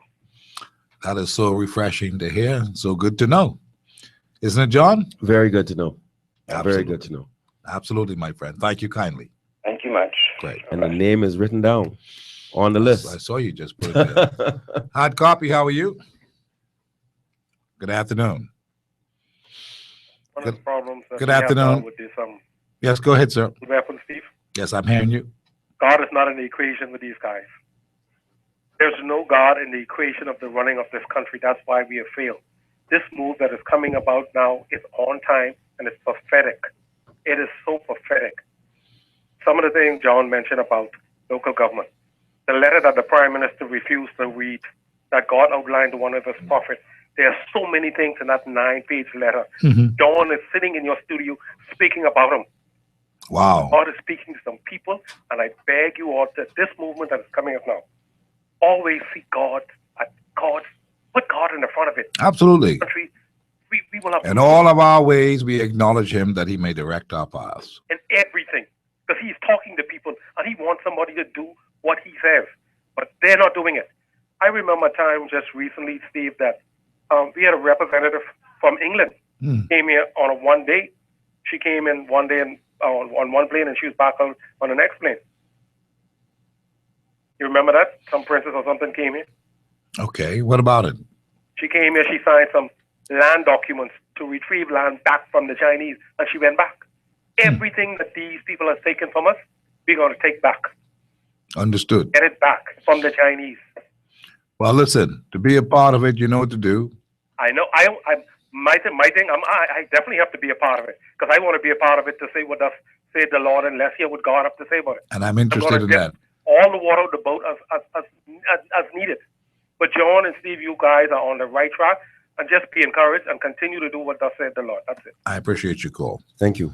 All right. Hard copy before the break. How are you? Hey, Steve, how you doing? Yes, sir. All is well. And John Bostwick, how you doing? Very good. Listen, I have to say, without a shadow of a doubt, that you can easily tell by listening to your vision that it's people-driven, and it is designed for the betterment and the empowerment of the Bahamian people. I would say unequivocally, how can we not want to be a part of something that changes the trajectory that we are on right now? That's the question. I say, Mr. Bostwick, count me in. Mr. Steve McKinney, count me in, man. Anything that changes the destiny of this country so that my son and your son, John, can have a better future, I will do until I breathe my last breath to make sure that that happens. Count me in, gentlemen. Thank you very kindly. Thank you so much. All right, that's the other John. Yes. And of course, the prophetic John. It's a lot of work to be done. I can only tell you that I feel good about it. I know that for me, it's just that some of us are used as a conduit to gather the people and to make it happen. And you mustn't think of it as this is a pipe dream, or this is something that has to happen, friends. If not now, when? If not you, who? Don't look up behind you, there's nobody there. Don't look in the front of you, they've been lost. Look beside you and ponder the steps of your ways, because we've been called for this mission. When I say we, I mean we the people. Don't fool yourself. Too many things are happening in such a way that there's no way that it could be wrong to try it. The old people used to say, chance blow kill the devil. Well, this is a God-inspired move for country and family and a new direction. And it's been prophesied. A convergence is not one group, it's a convergence of thoughts and movements all at once. Because the old weapons that kept us can no longer keep us. The time for new leadership is now. It's been birthed. Those are the words of not me. Those are the words of one great man who came this way and lived for 60 years. You know his name. And there are some who've dismissed it because they don't want to believe the truth. That's all it is. Don't be fooled. Something is happening, and you are a part of it. 325-023546. Take the break. Let's pay the bill. We'll be back. John is here with me, and we are talking the natural conversions. Many were called, but few were chosen. Are you one of the chosen few? Do you feel it in your heart that something is supposed to happen? You're supposed to be a part of it. That's the Spirit talking to you. That's not me. That's not John. That's your spirit man telling you, get up, get moving, and do it now. This is Hard Copy.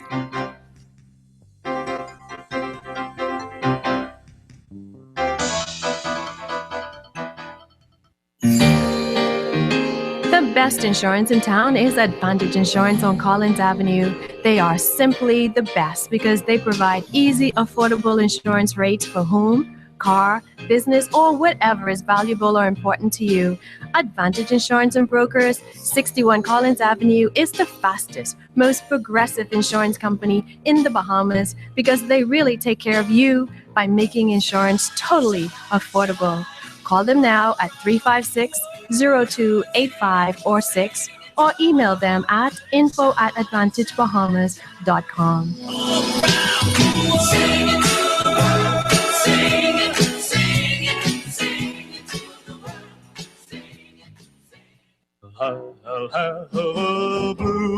This year, don't be caught singing the Christmas blues. Start saving now with your own B.O.B. Christmas Club account. Sign up before June 30th with just $20. Earn high interest and have guaranteed spending money in time for Christmas. Don't be left in a bind this year. Let B.O.B.'s Christmas Club account work for you. Sign up today at your nearest B.O.B. branch. B.O.B., your bank of solutions. Hi all, Steve McKinney here to remind you that you don't have to spend big bucks to advertise or promote your products, services, or business. Call the McKinney Media Group Limited today and let the professionals fix you up a package, affordable and effective and guaranteed to grow your business. Advertise like the big boys at a fraction of the cost. Call the McKinney Media Group at 325-0235 or 325-0236. The McKinney Media Group, number 17 Gibbs Lane, Fort Charlotte. We make it our business to help you achieve success in your business.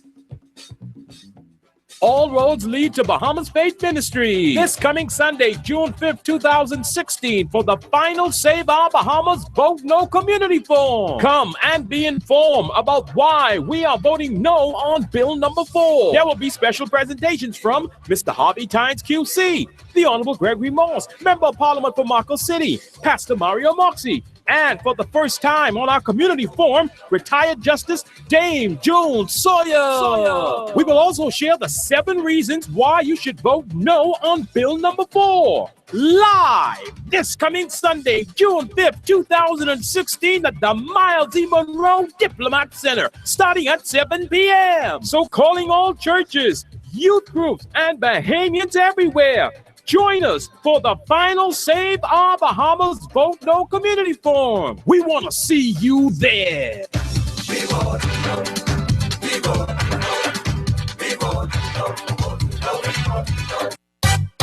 Based on the premise of anything you can do, we can do better in the Bahamas. The Bahamian Brewery is 100% Bahamian owned and operated. Proud Bahamians making good traditional brews in Grand Bahama, then bottling and shipping to the entire 700 islands in our beautiful archipelago. Our thanks to you, Bahamas, for supporting our family of beers and beverages. Sands, Sands Light, High Rock, Strong Back, Bush Crack, Pink Sands, and Triple B. Brewed and bottled here and consumed right here in our Bahamas. That's truly Bahamian.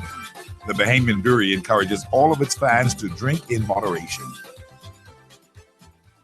In 1962, women got the right to vote. In 1967, one man, one vote. In 1973, we became an independent nation. And now, on June 7th, let's do it again. Vote yes. Let's make history. Equal rights for our sons and daughters. Vote yes. The proceeding was a paid advertisement from the Yes Vote campaign. The following are remarks from Dame June Sawyer regarding the referendum. I don't believe that there's anything in the Constitution that forbids the government from doing right. The Constitution forbids them doing wrong. Article 26 and the whole of those provisions from 16 onwards are not concerned with gender issues. His agenda is to change Article 26 to reflect what Mr. Christie said in 2014 or 2015 last year, that we must get in step with the rest of the world with regard to the way we treat people of the LGBT community. And the point about laws, I understood it, is you don't draft laws for those with good intention, how they will interpret it, but those with bad intention. You want to prevent them from having an opportunity to exercise those bad intentions. Vote no on Bill number 4 on referendum day. This ad is being sponsored by the Save Our Bahamas Vote No Committee. Executive Printers. We're professionals. At Executive Printers, we do not participate in trash talk. We concern ourselves with the accuracy and security of your laser check. That is why we put 15 securities on your laser checks. This is not trash. This is fact. It makes fraud almost impossible. Call us today at Executive Printers at 393-5011 or email us at sales@epbahamas.com. That's sales@epbahamas.com. Executive Printers. Laser checks. We do them right.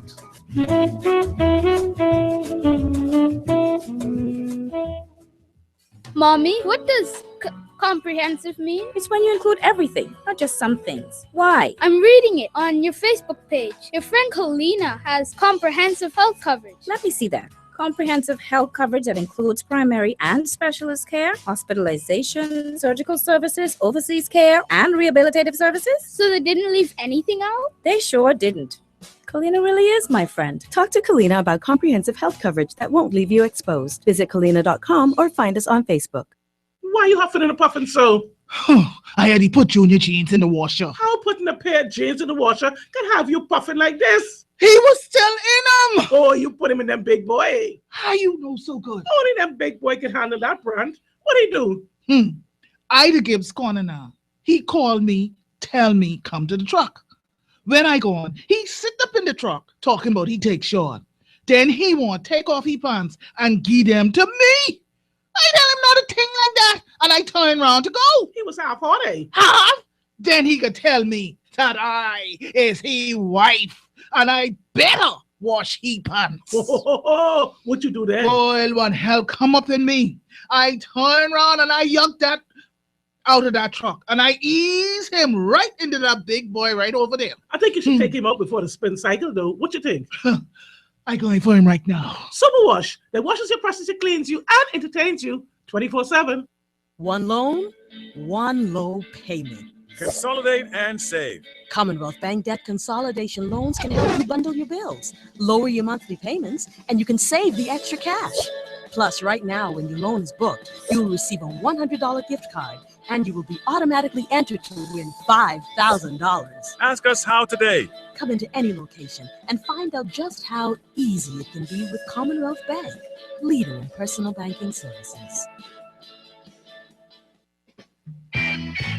Hi all, Steve McKinney here to remind you that you don't have to spend big bucks to advertise or promote your products, services, or business. Call the McKinney Media Group Limited today and let the professionals fix you up a package, affordable and effective and guaranteed to grow your business. Advertise like the big boys at a fraction of the cost. Call the McKinney Media Group at 325-0235 or 325-0236. The McKinney Media Group, number 17 Gibbs Lane, Fort Charlotte. We make it our business to help you achieve success in your business. The best insurance in town is Advantage Insurance on Collins Avenue. They are simply the best because they provide easy, affordable insurance rates for home, car, business, or whatever is valuable or important to you. Advantage Insurance and Brokers, 61 Collins Avenue, is the fastest, most progressive insurance company in the Bahamas because they really take care of you by making insurance totally affordable. Call them now at 356-0285 or 6 or email them at info@advantagebahamas.com.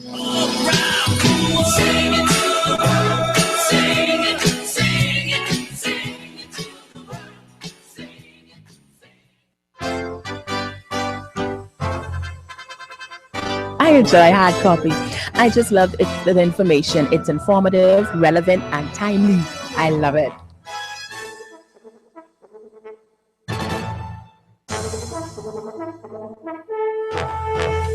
Seven past 4, we're in overtime. And of course, this is Hard Copy on a Wednesday. John Bostwick is with me. And we are telling you that there's a convergence taking place to rescue this country. and rebuild this country and bring about a period of reconstruction to this country. And you are the ones who are going to do it. You, the people, those who have been inspired in your heart to do more than just talk and complain.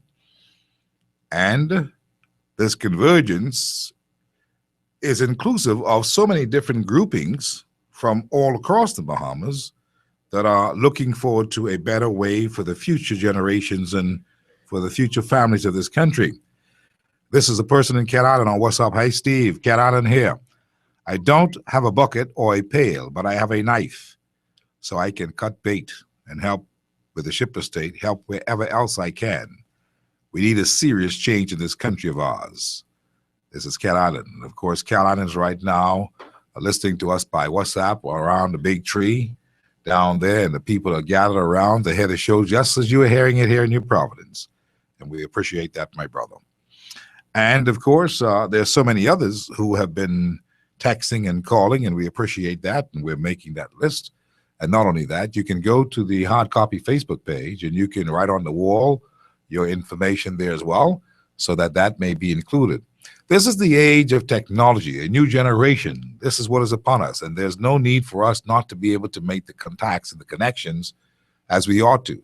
And that's one of the reasons, too, why this is the time of great convergence, because all the right things, technically speaking, technologically speaking, are in place. All the right people are in place across the diaspora of the Bahamas and across all the archipelago. They're in the right place. And the smartphones have been created for this time, just to make sure it is more connectivity. Could you imagine anything else like this to be a perfect storm with the conditions of deterioration and confusion and implosion that we are now facing, when a prophecy has been given that a new day has come? That's why I said, if not you, then who? If not now, then when? John, we've got many calls on the line, but go ahead. You know, as you say, Steve, there are calls, and people. Thank you. People are actually hitting me up saying that they are liking, and I can see that there are likes coming up on the Born Free Nationalist site. Now that I have spoken to it, I will start posting to it very aggressively and very regular. I will post more to it, political commentary, than I do to my normal Facebook page. So I invite my friends and followers from my normal Facebook page to come across to the Born Free Nationalist page, because I will take the commentary there now. I also want to say that, as Steve, Hard Copy goes out to the world. It does. And not only around the Bahamas and around the world. Around the Bahamas and around the world. Not only is my phone buzzing in my hand on WhatsApp, on Facebook, on Messenger, and people who have my number are sending me texts from around the Bahamas, but I'm getting messages from around the world, from Bahamians in the Bahamian diaspora, from Bahamians. I got one from New York, OKC, in Oklahoma, from Atlanta, and you know, and so while we have that opportunity, I want to say, look, this is a clarion call to all Bahamians, for those who have gone away, for those who have gained the expertise and know how things are supposed to run right, who have the experience of first world civilized cultures, and have the experience of being, I know Bahamians who are senior executives in municipals. There are Bahamians who would have climbed to the top of local governance from Miami-Dade as far as New York. It's time for you to come home. It's time for you to lend your expertise. It is time for you to bring your management skills. It's time for you to bring your understanding of a venture capitalist entrepreneurial culture. We have a country to save. It is time to come and build your country. It's too often that people want to come and eat cake. They want to come after you have literally planted the field, harvest the wheat, ground the wheat, and mix the cake batter, bake the cake, build a rock oven, and okay, now time for the party. Let's eat cake. No. Come and lend your back to this mission and come and toil with us. Put your shoulder to the wheel. Put your shoulder to the wheel. There's a role for everyone to play. A lot of people are texting me and saying, I'll build water. That's so great. That's so encouraging. There's a role for everybody to play. There's a big role for women in this movement. Men and women and able-bodied people everywhere, from all different walks of life. There's a role for you to play because it's our country, and we see it that way. This is Naughty. This person says, hey, Steve, this is Naughty. I'm with you, Steve. John also knows I'm with you guys. It is truly time to change the culture of politics in this country for a better Bahamas and citizenry. New bright ideas and young dynamic leadership. Very inspiring, very motivational. Thank you so much. Is what Definitely, you could definitely be on that board and crew. Yeah, this person says, Steve, count me in. I'm answering the call. I will make myself known to Pastor Glenn. So, Pastor Glenn, there are people who are going to be in contact with you, as well as with Paul Morse. This is what's coming across on my text. I've got so many WhatsApps today. This is what it's all about. Good, Mr. McKinney, good afternoon. The yes vote are out in full force in Ridgeland Park East. Somebody thought I'd like to know that. This person says, Steve, can you give John my cell number? And he gives his name. He has 4. Oh, I got it. Okay, this is a person who I think we spoke about this person. He says, whatever he is involved in to better this country, call me. That's Warren Thompson. So I'll give you that number, John, so that is something that can happen. All right, let's run back to the telephone lines. Lots of calls there. And many people are texting, count me in, that kind of stuff. Go to the Facebook page of Hard Copy, put some things up there as well so we can be able to know who you are and all that and get this thing moving because the convergence is happening. Hard Copy, how are you? Good evening, Steve. Yes, sir. Yeah, Independent Thinker, yeah. Hey, it's good to hear from you, Independent. Hello? It's good to hear from you, Independent Thinker. Yes, sir. I want you to count me in on your list. Okay. Anything to do with the Bahamian people in the Bahamas, I'm 100% This is talk show host. support.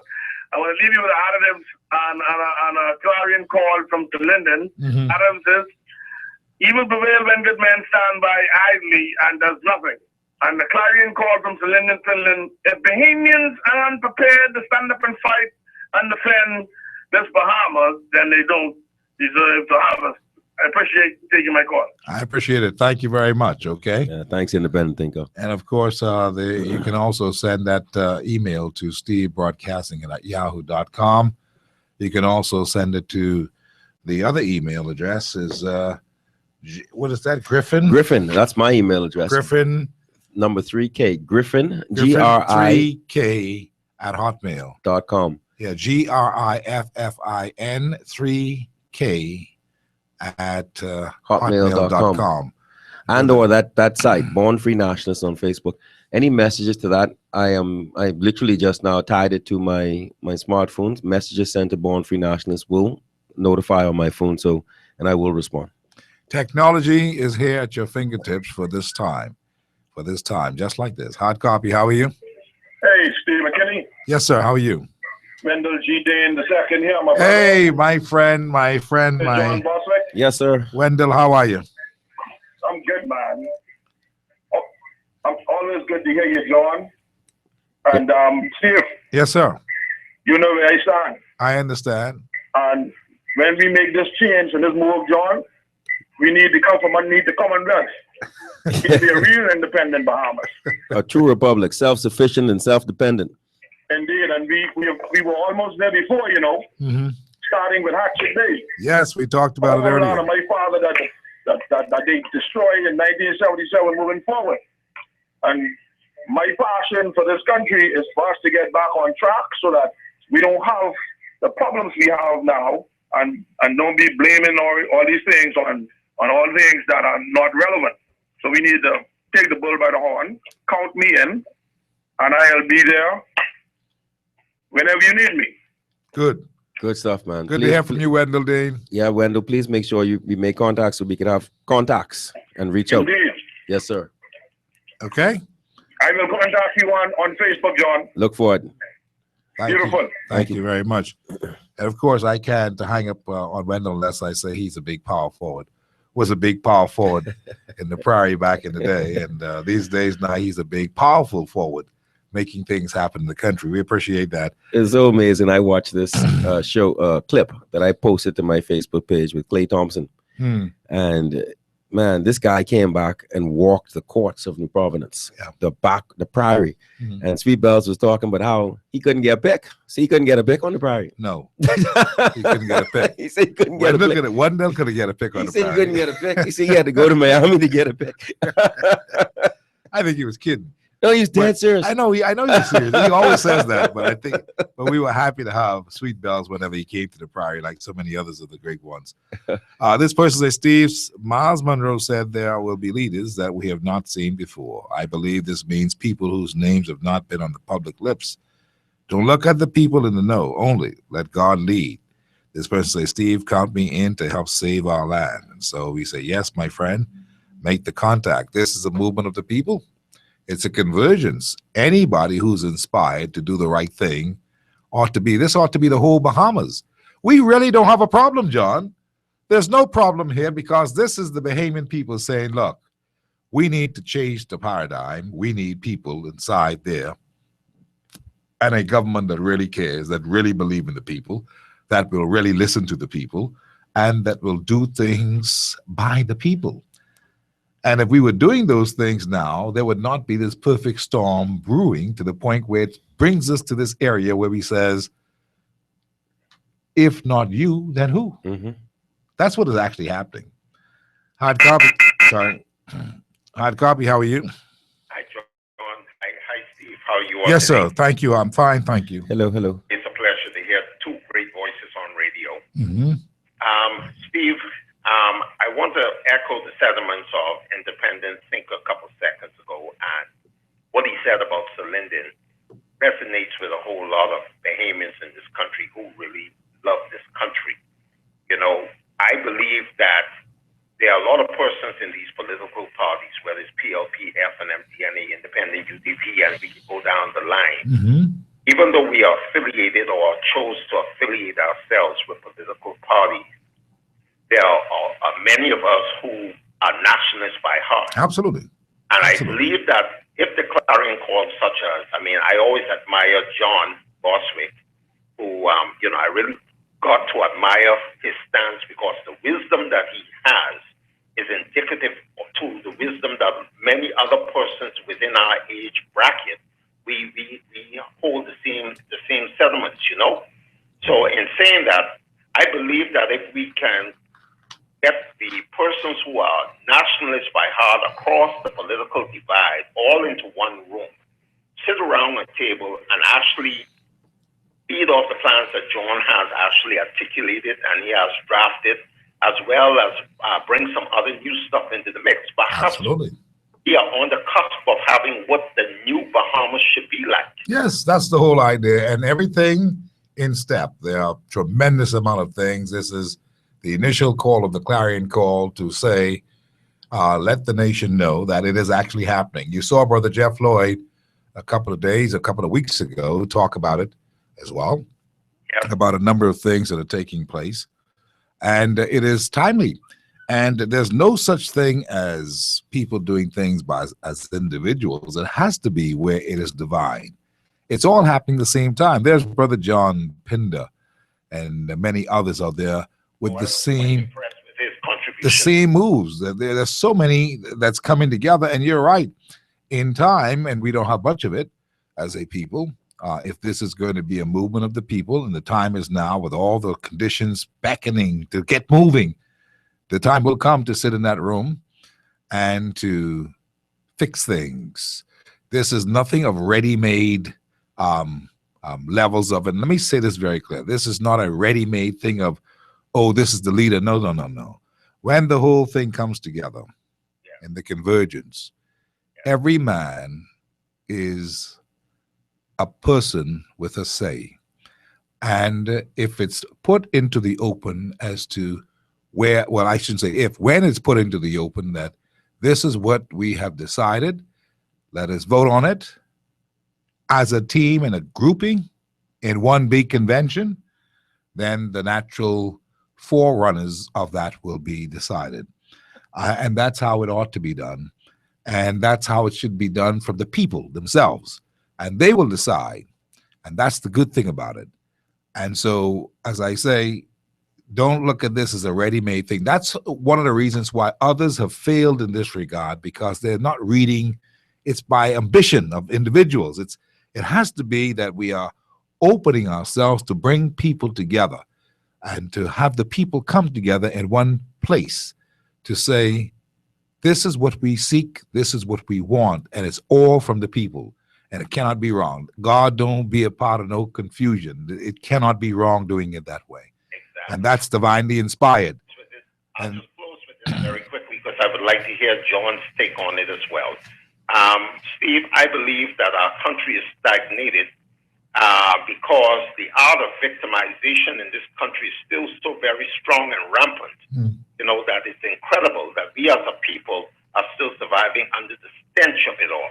What I mean by that is because here it is, you have intelligent people in this country who have contribution to make, whether it be verbally or whether it be physical.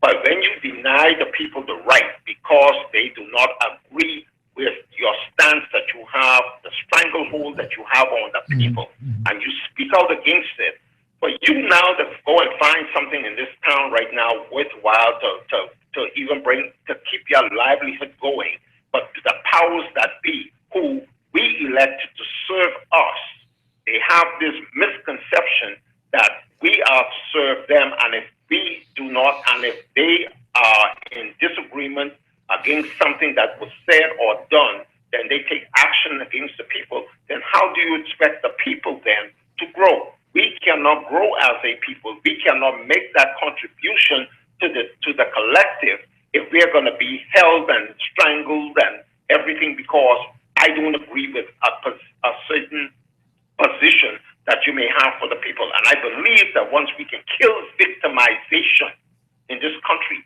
and let the people freely speak their minds and freely make the contributions that we need to build this country, then the country will then begin to go forward. But right now, what we have in the front of us right now, my two brothers in studio, is simply this. Because the art and the fear of victimization, let me put it shortly.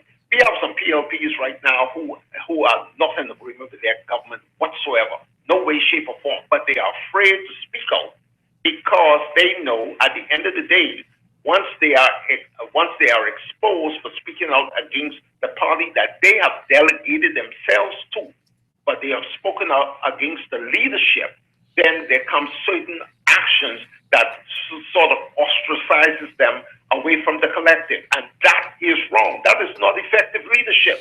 Well, don't look back. Let us gird ourselves. Let us put on the whole armor and move forward. Forward. That's how we have to march. And that's exactly what we have to do. So we have to, as a collective, show our leaders that guess what? We are here. We will support you as long as the policies that you have put forward are benefiting the Bahamian people and the nation as a whole. I appreciate it. Flip side, if what you have proposed is not in our best interest, we have the right to speak out and say it's not in our best interest, and we would like to see a new direction, a new change into what it is that we are doing now so we can get back on the right. Absolutely. And we don't need their permission to change it. We are the people. And if we say we reject it, they will understand that. And if they don't understand it, that's just too bad. It will be rejected. The Bahamian people do not realize that the power is in our hands. It's not in their hands. It's in our hands. Absolutely. All right, my brother. Women to us, or we're going to demand the respect that we as a collective and as the voting bloc, are we going to demand that the power be given back to the people so we can move this country forward? I appreciate your call. We hear you loud and clear. You know, Steve, the caller has, and thank you again, caller. The caller had a lot to say. It made a lot of sense. And I always want us to hearken back onto, you keep saying it, that the people who founded the Bahamas, they did some thinking, you know. The people who wrote the mottos, the people who framed the Constitution, they weren't guessing. And this forward, yes, and I heard you say it just now, it's time to move forward. And every time I hear that word, I automatically hear onward, upward. I am nothing but a Bahamian. I bought the whole thing. I was brainwashed. I am a born free Bahamian. That is who I am, a Bahamian free nationalist. And so when I hear forward, I heard onward, upward. But we keep forgetting the last word. Together. Together. The together is the strength of that. I could move forward, upward, onward by myself, going all over the place. Yeah. And just as you flying up in the sky like a lone eagle, somebody get a rifle and shoot you up the sky, that's the end of your forward, upward, onward together. But you can't take down a whole flock of flamingo. Okay? Mm-hmm. So the togetherness The unity is the strength of it all. That's what the convergence is about. Steve and John, we could talk, and they will attack us, and they are attacking us. They will pull sponsor, and they will pull client, and they will victimize, and they will chop down, as the caller is saying, any one person. But where you stand united, where you come back into the office and all of the civil service in a government office say, I ain't letting you fire Steve because Steve had the nerve to talk about you, call the talk show and say, y'all doing foolishness in the department. They all come out this morning and y'all say Steve got to go. No, all I saying, no, we stand together. We are not, that ain't happening. Don't even rumble that. Instead of everybody in the corner sniggering and waiting to see how long Steve gonna be here. But you hear Steve call the talk show and Campbell, you know he finished. Key. But I can't wait. Maybe I can get his job. No. All right. I have a word for that. My mother called it sea cat, son of a sea cat. But that there's a word. That's it's being a natural born sucker. We have to shake this off. It is a spirit. We have to decide that I am my brother's keeper. I stand with him. Because what happened to him today could happen to me tomorrow. Or it could happen to my children. And my son ain't come here to bow, Steve. No, sir. My son ain't come here to have to know somebody. He's come here to be trained to be the best of the best, and you will earn by your merit. A meritocracy, not a cronyism. Not who I know, friends love. No, we finished. This is this time to be done with that. And only through unity. Through unity. There's strength. Through love and unity. This is what we always talk about. Collective, forward, up and onward together. This is about a convergence. This is about being together. They can't pick us off one by one. Unanimity. That's not going to happen no more. Solidarity. That's not going to happen.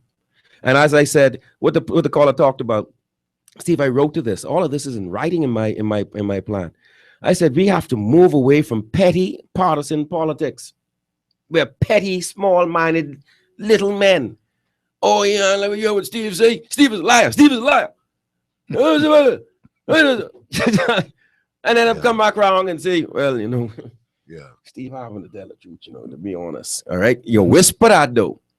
You whisper that someplace. Thank God it was reported. Because you said publicly, press release and this and that. That's a petty reaction. Absolutely. That's not a diplomatic statesman's reaction. Yes, I received this letter. And yes. And it was so simple. You know, come on. See, but if a person cannot be genuine and honest about little things, how can he caretake larger matters of state? How can you be thin-skinned in leadership? You got to be pork-skinned. You got to be more, because you expect to be criticized. Absolutely. You expect that. You expect to be held accountable. So you should carry yourself in a certain way. You expect that. You should welcome that. It makes one better if you take it for what it's worth. Let's take another call. Hard copy, how are you? Are you there? All right. Friends, I'm going to post all of these things tonight, the producer will, on the Facebook page of Hard Copy. Those of you listening can make your presence felt by going to the Hard Copy, leaving that message there. You can also send an email to stevebroadcasting@yahoo.com so that we can know that you are with the movement to fix this country as a Bahamian, as a nationalist, as one who's inspired to do good and wonderful things in this country. And you can also go to another email and send it, Griffin, Griffin, 3, that's the number 3, K, the letter K, at hotmail.com, that's John. You can also go to the page, the web page. Born Free Nationalists. Born Free Nationalists. And as I say, I'll start to populate that page with a lot of posts and all of my political commentary rather than on my John Bostwick Facebook page. And you can also go to several others of the individuals, Big John Pinder, Paul Moss, also John Roll, Pastor John Roll, Obie Ferguson. Get your stuff out there, and these listings will come together. Make sure put your contact there, men and women, boys and girls, all who want to jump in the ship of state and bail water, cut bait, trim the sail, boom the jib. That's right. Hoist the main sheet, hold the tiller, ride the pride. Go ahead, Commodore. This is the ship of state. And if those of you, we can need some fellas to go and, keep that rigging right, whatever you can do. If you even want to be ballast in the boat, this is the ship of state. There's a role for you, and we need to hear from you. So make those contacts, and we'll see how it goes. And as I like to say, the ship of state is always a good thing to use, and we will hope that she'll go steady as she goes in a real way, bringing on new passengers, being open-minded to build a country. That's what this is all about. And knowing that you're sailing into the future with your children on that way of the land of the promised land, waiting to bring you in with happy smiles of glee and laughter and happiness, because that is what the forefathers in the preamble of the Constitution saw. We are a royal priesthood, a chosen generation, a peculiar people, and we must never lose sight of that. That's what we are on Independence Morning in 1973, 43 years. That's who we were said to be. How are we going to lose hope of the vision? Now the 2nd Battalion is in place. That's you. That next generation after the first generation of independence. Are you going to let the country slip from your hands because some in the first generation got wary toward the end, and they believe that they need everybody else except you to keep this country going? Is that what you're going to do? If you do that, then you deserve every punishment under the sun and under heaven, because God gave this country to we as Bahamians. We ought to continue to build it every day. John. Steve, in ending, two things. It would be beyond a tragedy for a nation of seafaring pioneers to be lost at sea. It can't happen. It cannot happen. When Marcus Garvey was looking for captains for the Black Star Line, he came to the Bahamas. He was looking for black men who could captain ocean liners. Absolutely. The 1900s. He came to the Bahamas because we are seafarers. Ain't no way we are going to be lost at sea. And I want you to know, but the Titanic did sink. And while the Titanic sank, just like when Rome burned, Nero fiddled. You know, the music was still playing. There were people still totally, blissfully going down to the bottom of the sea. We cannot wait on our leaders to wake up. We cannot wait on that. We have sounded alarm, iceberg. Over here, reef. We've been sounding the alarm. We must grab the helm and turn the ship of state. Take action. We must take action. Bahamians, man your battle stations. This is about saving an entire nation for future generations. So it's more than just what some people say, ambition of individuals who want political power. Oh boy, if I don't have to be a part of this, I would be happy to be sitting in my little garden, roasting corn that I do sometimes, and to get my bowl of boiled fish and that good soup from my wife. And that's me. But there's a time that we must shake it off, pick up ourselves, and go to save the country. The country needs you. Are you ready for service? Are you ready for service? We'll leave you with that to think about tonight. And there's a whole lot more coming tomorrow. And get on those walls and write on the Facebook page and on John's page and every place else. And the convergence is happening. The time is now. The time is now.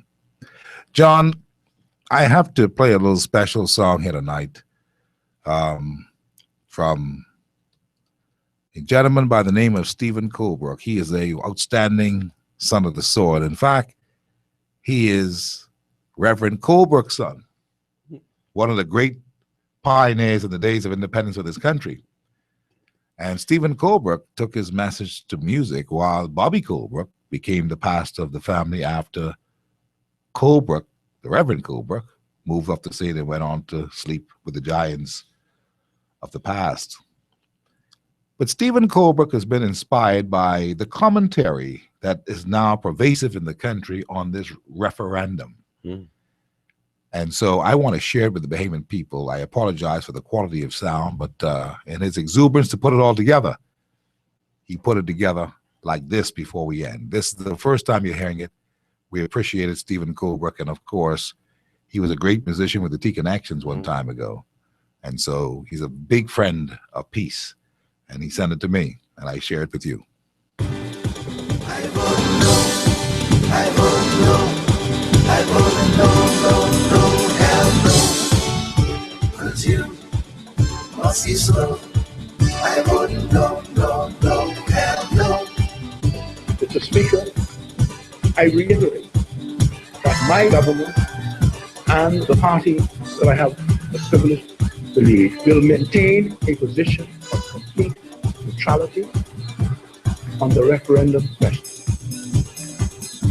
We will not campaign for or against either side to the question, nor will we offer any encouragement for either a yes vote or a no vote.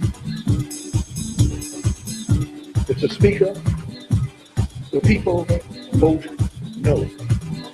Mr. Speaker, the people vote no. I vote no, I vote no, I vote no, hell no. 'Cause you must be slow.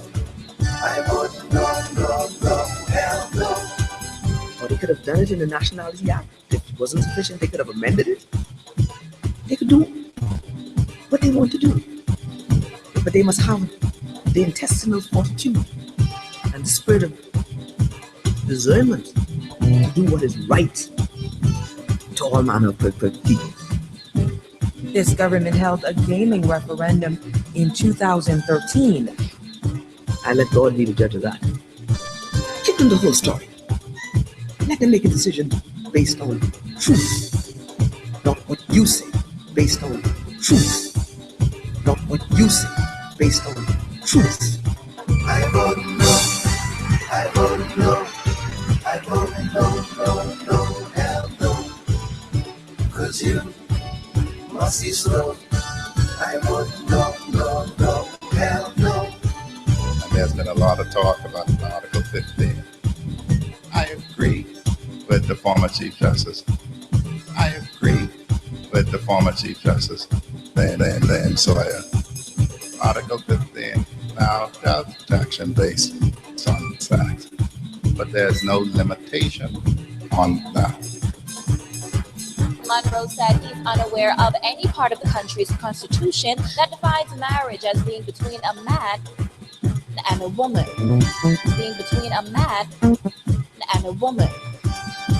On that same premise, I could use the same argument in the U.S. Supreme Court, and two gay couples from abroad can insist on recognition and protection of their status. And arguably, they can get married in the Bahamas. Because I don't know of any law in the Bahamas that says that marriage is between a man and a woman. It's being between a man It's certainly not in the Marriage Act. and a woman. Not in the Marriage Act. Here's why. This is something that has developed internationally throughout Europe. I vote no, I vote no, I vote no, hell no. 'Cause you must be slow. And I don't know why they're pushing this agenda as hard as they are pushing it.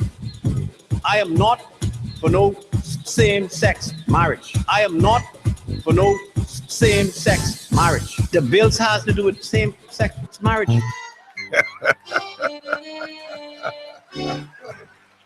Oh, Stephen Colbrook is just such a talented Bahamian. Can I get someone to clean it up, clean that song up? His exuberance to do it, he said it. It's quite interesting. He used the sound clips of what's happening in the news and say he voted no, hell no. I just thought it was just interesting to hear the sound clips incorporated the way he did with Perry Christie, the Prime Minister, Dame Joan Sawyer, with Wayne Monroe and all the players, and even Leslie Miller And that was the last voice you heard just now, Leslie Miller. That's quite interesting. Clean it up, Stevie, old boy. I'd love to play it. It's quite interesting. Clean it up and get it back to me. But Bahamians heard it for the first time today, right here on Hard Copy. Our show today has been brought to you by Commonwealth Bahamas Trade Union Congress, Bahamian Brewery and Beverages, Save Our Bahamas with a no vote, Vote Yes Committee, Citizens for Justice, Just Say No, the Bahamas Constitutional Commission, Cyber Tech Correct College, Nassau Motor Company, Commonwealth Bank, Ministry of Tourism, Clean Insurance for Comprehensive Coverage, Super Wash, Bank of the Bahamas, Super Value, McKinney Media Group, Advantage Insurance and Brokers, Ron's Electric Motors, Sky Bahamas, Seafowl, Executive Printers, Henry F. Store, the Light People, and Buddy's Wings and Greens on Fox Hill Road, right next to Freedom Park. Thank you so much for being a part of our show. John Bostwick has been with me. There's a lot of work to be done. We talked about the conversion for the most part today. You are a part of it. We're so happy that you are. We thank our producer, Nathan Rowe, in Master Control. And we thank you, our listeners from around the country, around the family of islands, around the world. Now, tomorrow on the show, we'll be back here. I don't remember who my guest is, unfortunately. But I don't see my schedule in front of me. We'll be back live tomorrow on Thursday, the final day of this week. On Hard Copy as far as live shows are concerned, because tomorrow is Thursday. Friday's a holiday. And we'll tell you more tomorrow, so what's going to happen on Friday on Hard Copy. So be safe. Thank you very much. Good night from Hard Copy. We'll see you tomorrow, God willing.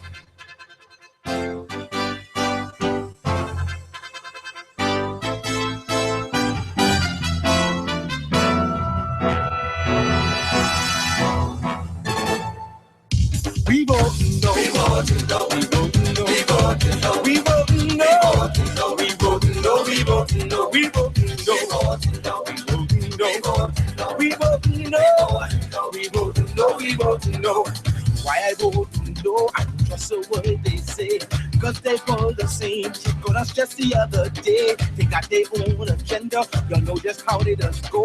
They even believe in foreign first. So we vote no. We vote no. We vote no. We vote no. We vote no. We vote no. We vote no. We vote no. We vote no. We vote no. We vote no. We vote no. No. Look here, y'all give away citizenship like it's candy. Bahamian citizenship is an honor and a right to be earned. Bahamian citizenship is a fire sale giveaway. On June 7th, you let them know by voting no. Is this another swing? I don't see the relation. Why you're mixing gender up with immigration? Want push your worldly ways, but Bahamians, them ain't blind. We legalize and nothing that can cross up gender lines. We vote no. We vote no. We vote no. We vote no. We vote no. We vote no. We vote no. We vote no. We vote no. We vote no. We vote no. No. Oh, look at it. Oh, no. Listen here. Don't let them swing you. If you don't understand that, vote no. Just vote no. Watch this. Try fool me once, I let the first one pass. Try fool me twice, then the first one was your last. They wanted the referendum and shove it down our throat. But we gonna kill their plans just by voting no. We vote no. We vote no. We vote no. We vote no. We vote no. We vote no. We vote no. We vote no. We vote no. We vote no. Saying this and saying that, what y'all gonna do next? Bringing all this foreign influences on our people's necks. We are true Bahamians. We stopped this once before. You will pass a referendum, then bring us righteous laws. Oh, we vote no. We vote no.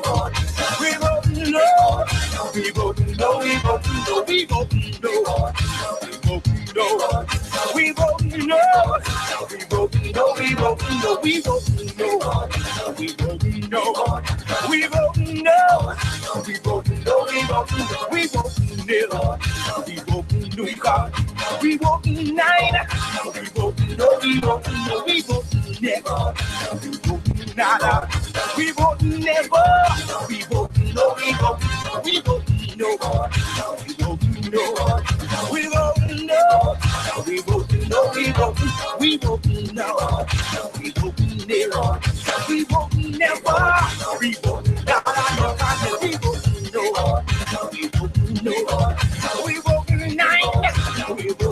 we won't, no, no, no. No, we won't, no, we won't, no, we won't, no, we won't, nada, we won't, never, we won't, nine, we won't, no, we won't, no. Don't forget, register to vote. June 7th, referendum 2016. Listen, you can vote how you want to, but if you don't understand and you don't know, then vote no. We won't, no, we won't, no. This is Peace Radio After Dark.